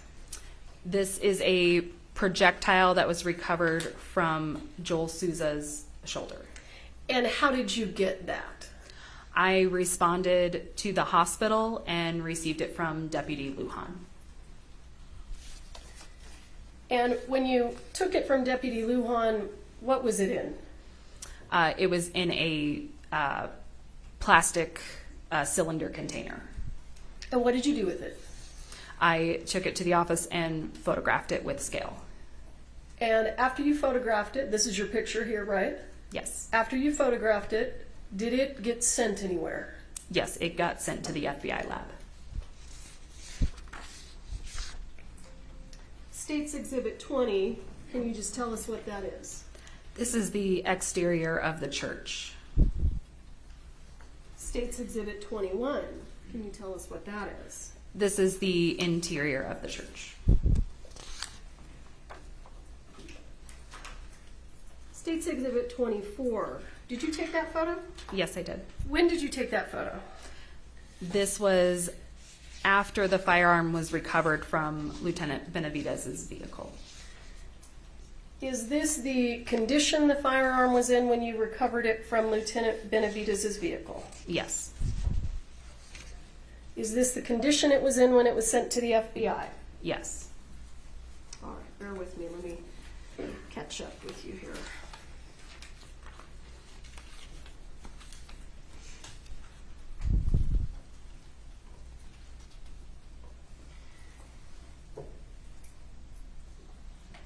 Did you participate in making the decision about which items of evidence were going to be analyzed at the FBI? Yes. And let's go through the items of evidence that were sent to the FBI for analysis. State's Exhibit 24, we understand it was sent, correct? Yes. And I think you testified previously that you sent it for DNA testing, is that right? Yes. And without talking about specifically that testing, did you get results back? Yes. Did you I think you indicated that you sent it for functionality testing, is that right? Yes. And did you get the results of that? Yes. And then at some point, did you participate in a discussion or a decision to have additional testing done on this gun? I believe I was part of that conversation, yes. Okay. And so was additional testing of this gun requested at the FBI? Yes. And do you recall generally what that requested testing was? I'm uncertain as to what they phrase it as, but I believe it was a drop test. Okay. Was requested. And what did you intend them to test for? That the firearm, whether or not it would be able to go off without the trigger being pulled, I believe. Okay. And did you send some of the boxes of ammunition to the FBI? Yes. Why? We sent all of the suspected rounds, suspected live rounds, to determine if they were in fact live rounds. One additional round was sent that did not make a sound to determine whether or not it was a dummy round. And I believe that in the case of the box that was recovered from Lieutenant Benavides' vehicle, they wanted it in its entirety, so we sent them the entire box. Okay. And when you're talking about the box, are you talking about the box that we saw earlier that said 45 long Colt dummies with a JS in the middle? Yes. And what kind of analysis did you want done on the box? Did it have anything to do with the box itself? We wanted latent prints completed on the box itself. Okay. And is it customary, if you can explain to us how this works, is it customary that the Sheriff's Department swabs items of evidence for DNA? There are times where we will swab items for DNA. However, most labs, when we are requesting that they assist us, they want the items in their entirety. So they want to complete the swabbing themselves. So with regard to State's Exhibit 24, which is a photograph of the firearm, with regard to that firearm, did you swab it for DNA? No. Why not? Because we were sending it to the lab and that determination had already been made, we wanted to send it in its entirety to the lab. So was it swabbed at the FBI? Yes. And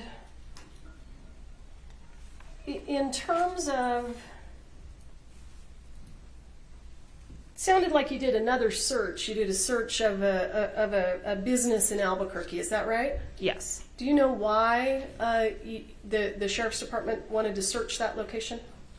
It was my understanding that because the owner of that business had assisted in supplying dummy rounds to the set, that we wanted to ensure that we weren't finding any additional live rounds, and to determine that we needed to search that warehouse as well. And what was that person's name, the person who owned that business? Seth Kenny. And was Mr. Kenny there when you conducted the search? Yes. And did you find live ammunition inside that business? Yes. Visibly, in terms of the details of the ammunition, did it appear to be identical to the live ammunition that you collected from the set of Rust? No. What did you do with the live ammunition that you collected from PDQ, Mr. Kinney's business? It was sent to the FBI. Why? What were you asking them to do? We were asking them to compare the gunpowder inside of the rounds found at PDQ to the gunpowder found inside the live rounds on set. Why? We wanted to determine if they originated from the same place. And did you get the results back? Yes.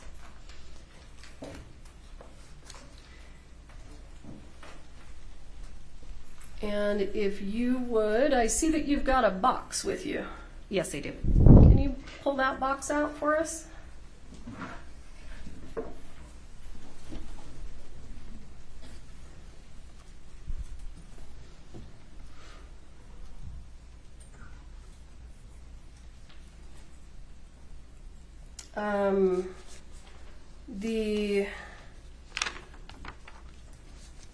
May I approach? Yes. Let's have a look at what's in your box.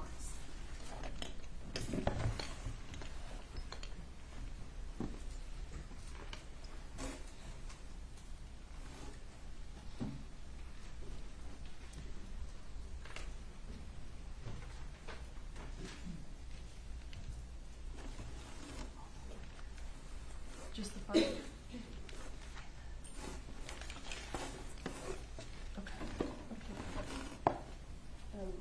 Can you give them to me? Yeah.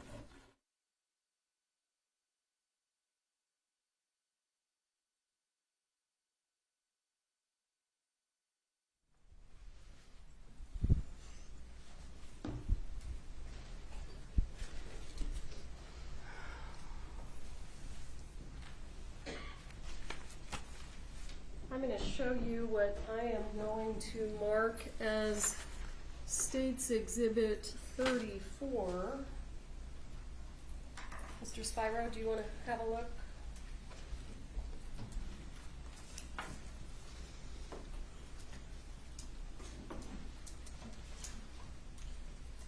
because it's in the box, I don't have a. Do you want to come up here and have a look?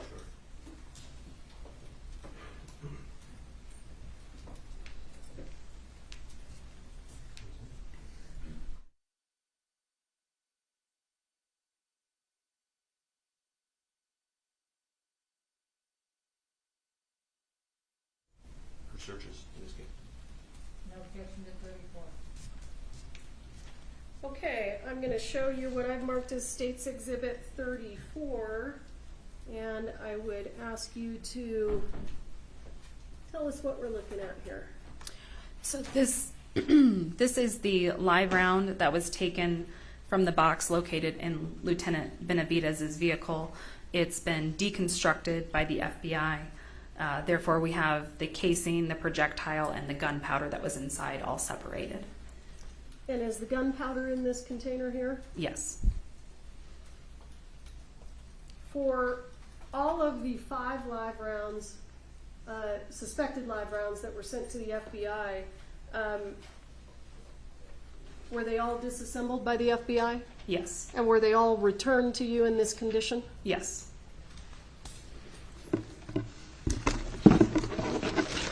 Do they all look exactly the same? Yes. I'm going to move into evidence States Exhibit 35, 36, 37, and 38. Your Honor, if I could just ask one clarifying, just to find out the date of that, just so I know, because I haven't examined this. The date of what? When she received them back, or the date around, I think approximately even is fine. Do you know approximately when you received them back? I do not. I have that back at the office, but I don't have it on me at the moment. Can you give us an estimate? Was it a month? Was it a year? I would estimate 6 months to a year. That's fine, Your Honor. Thank you. Did you also say 39 or just end at 38? I ended at 38, but there will be a 39.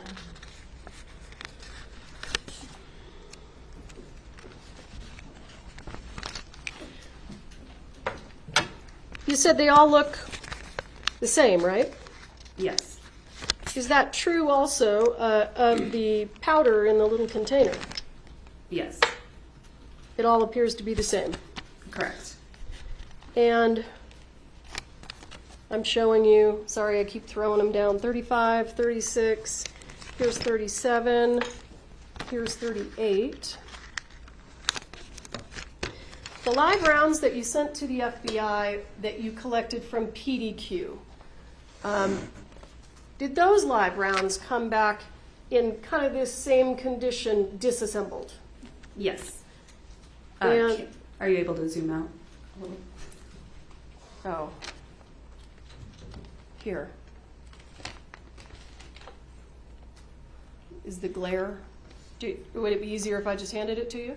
It's okay. Well, can I approach and I'll hand you what's been marked as States Exhibit 38. Yes. For the record, these have all been admitted and published. Yes, they all returned in such a condition. So the live rounds that you took from PDQ, did I ask you to bring those here today? You did not. Do you have them back at the Sheriff's Department? Yes. And when they were returned to you from the FBI, they were deconstructed like this, right? Yes. So you had a casing, a projectile, and a container of powder. Yes. Did the container that holds the gunpowder just visibly, did it appear the same or different than the live rounds that came from the set of Rust? It was different. And you could just see that with your eye? Correct. And I'm going to show you what has been, or what I will mark right now as States Exhibit 39, just for completeness. And what is that? This is the spent casing that was located on top of the cart. Okay.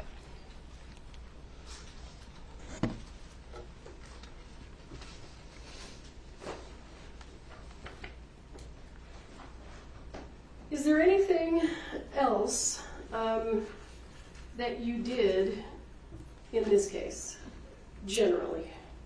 In general terms, I was also asked to collect DNA standards, fingerprint standards from various parties, so that those could also be sent for comparison at the FBI. And what parties did you collect DNA standards from? I collected them from David Halls, Hannah Gutierrez, and I believe Lieutenant Benavides as well. Did you, I'm sorry, do you know whether or not a DNA standard from Mr. Baldwin was collected? It was collected by another agency. Okay.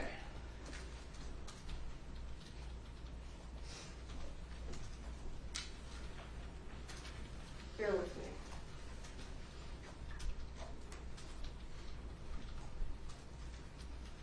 When you took the firearm out of Mr. Benavides' patrol unit, did it appear to be damaged or modified in any way? Not that I was able to see.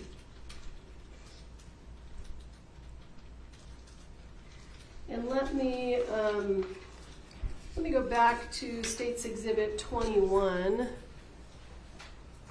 What are we looking at there? This is the interior of the church after I've laid down evidence markers. So just explain to the ladies and gentlemen of the jury so that they know what are evidence markers and where do we see them in this picture so they can make sense of what they're looking at. Evidence markers are utilized so that when we go back and reference photos, we can easily determine where things were placed in a scene, where things were when we went there.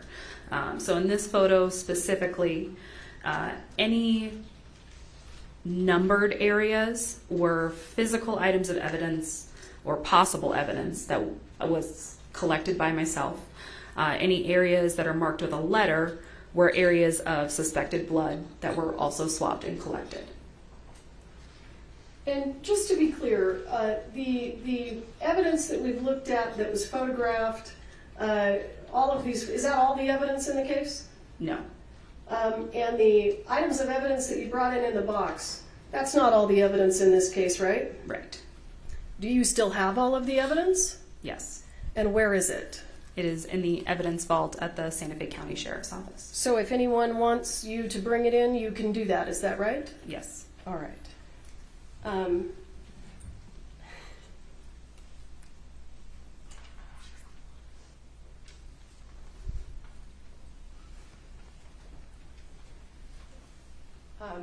Thank you. I will pass the witness. Thank you, sir. I think we're going to end for the day so that you all can get your exhibits together for faith. Okay? And, sorry, I looked and said give her a name. Okay, thank you. Jury, please don't talk among yourselves or anyone else about the evidence received here in court. Don't be looking at anything about the trial, anything about the subject matter, either on TV, Googling, research, whatever, news accounts, what the caution I've told you, okay? At 8:30, according to Steve Bing, have a good evening. Thank you. All rise to the jury.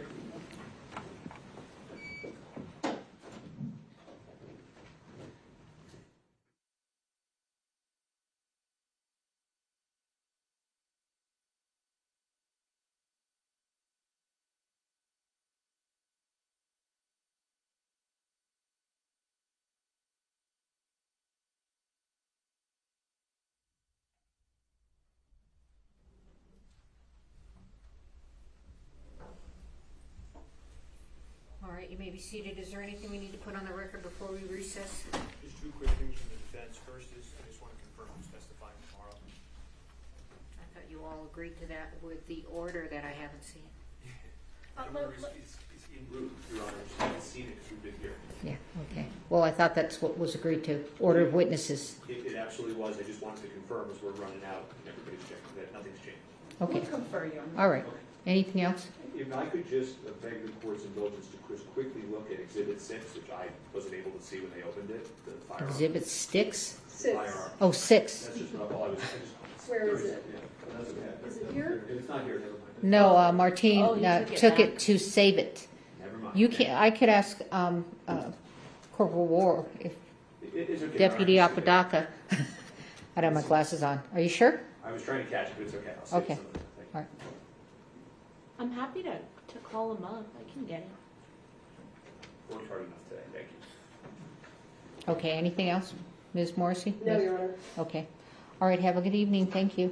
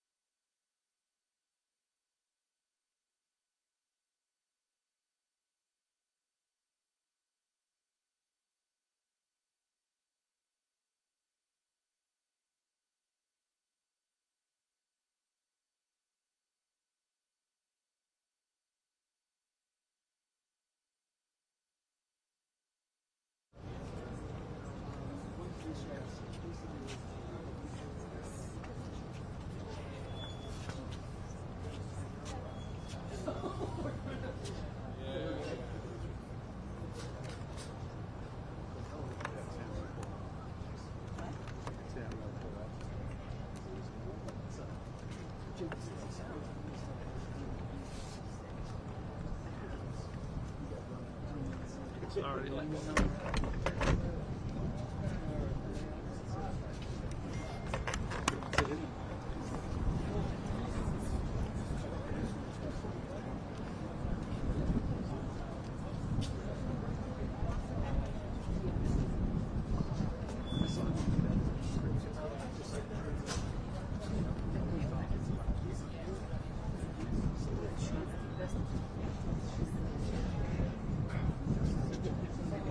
Way out here.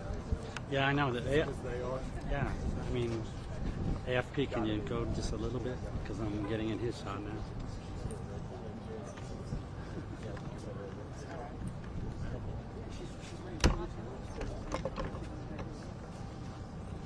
Yeah, it's gonna happen. I don't know. Can you come closer to me? The closer you are, yeah, exactly. That's good. Yeah, that way, yeah, that's perfect. Thank you. Okay. Yep. I'll just stand there with. I'll get over. Are you filming? Are you filming or just a little bit? Thank you. Are you at LA, AFP? Yeah. You know Virginia? She was San Francisco. Oh, yes. I think she left though. I think so. Yeah. USOB should go home. All of y'all. Go back to Albuquerque. You're not wanted here. Get out of town. God bless you, fella. Made a wrong turn at Albuquerque. Media business is this big in Albuquerque. That's a lot of confidence in Albuquerque. That's a heavy load he put on Albuquerque. Go back to Albuquerque. Like a Hollywood. Go back to He said all y'all. Right.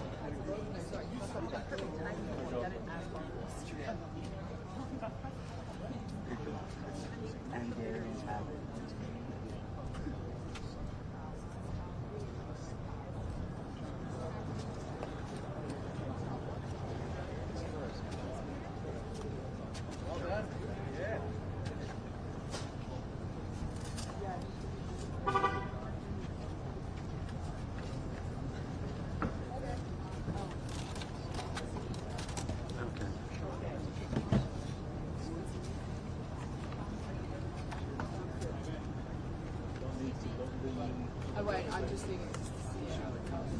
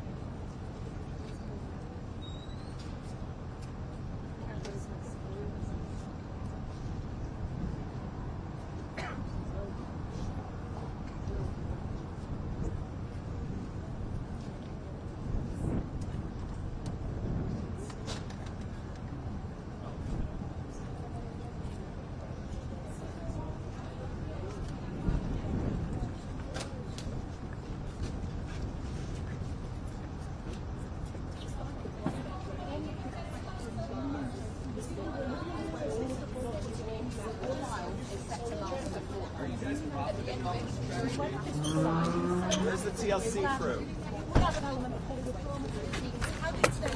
L'Oreal, einen Songfight.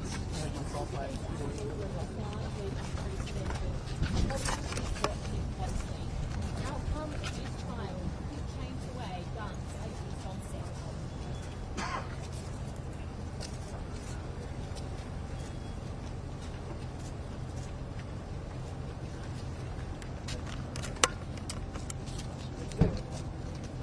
Exciting.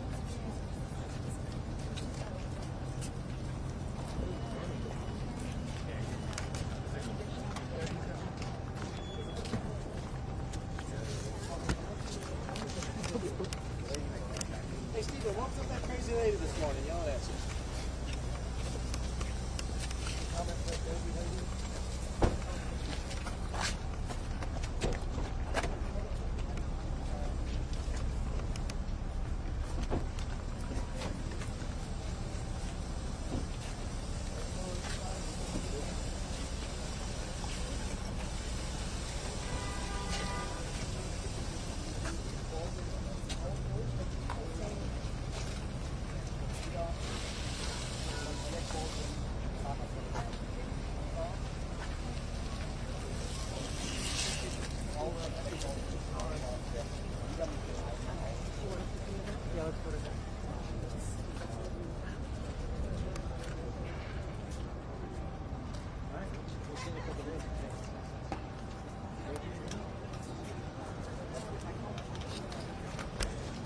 Is this yours? Yep. Can you please just leave it on that side of the barricade? Oh, next time, okay. Just because it was pushed over. Okay. Thank you.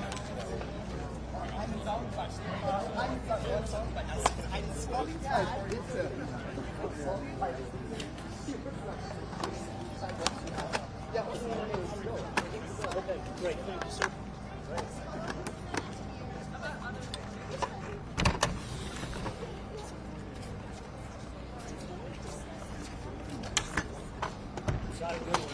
Yeah, that was a good.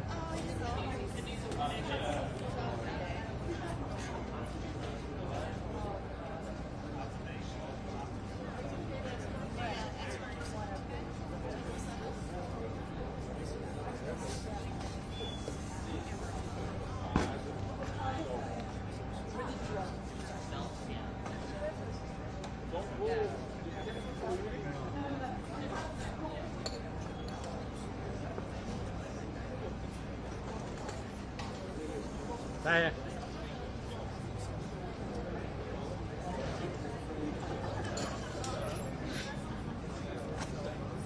Did anybody stick around for interviews? No. But we did. I've got Steve. Kind of this time.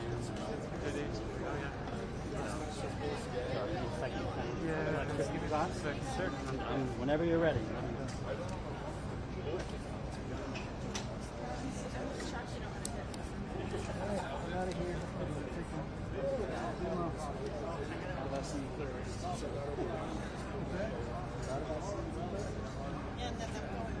Okay.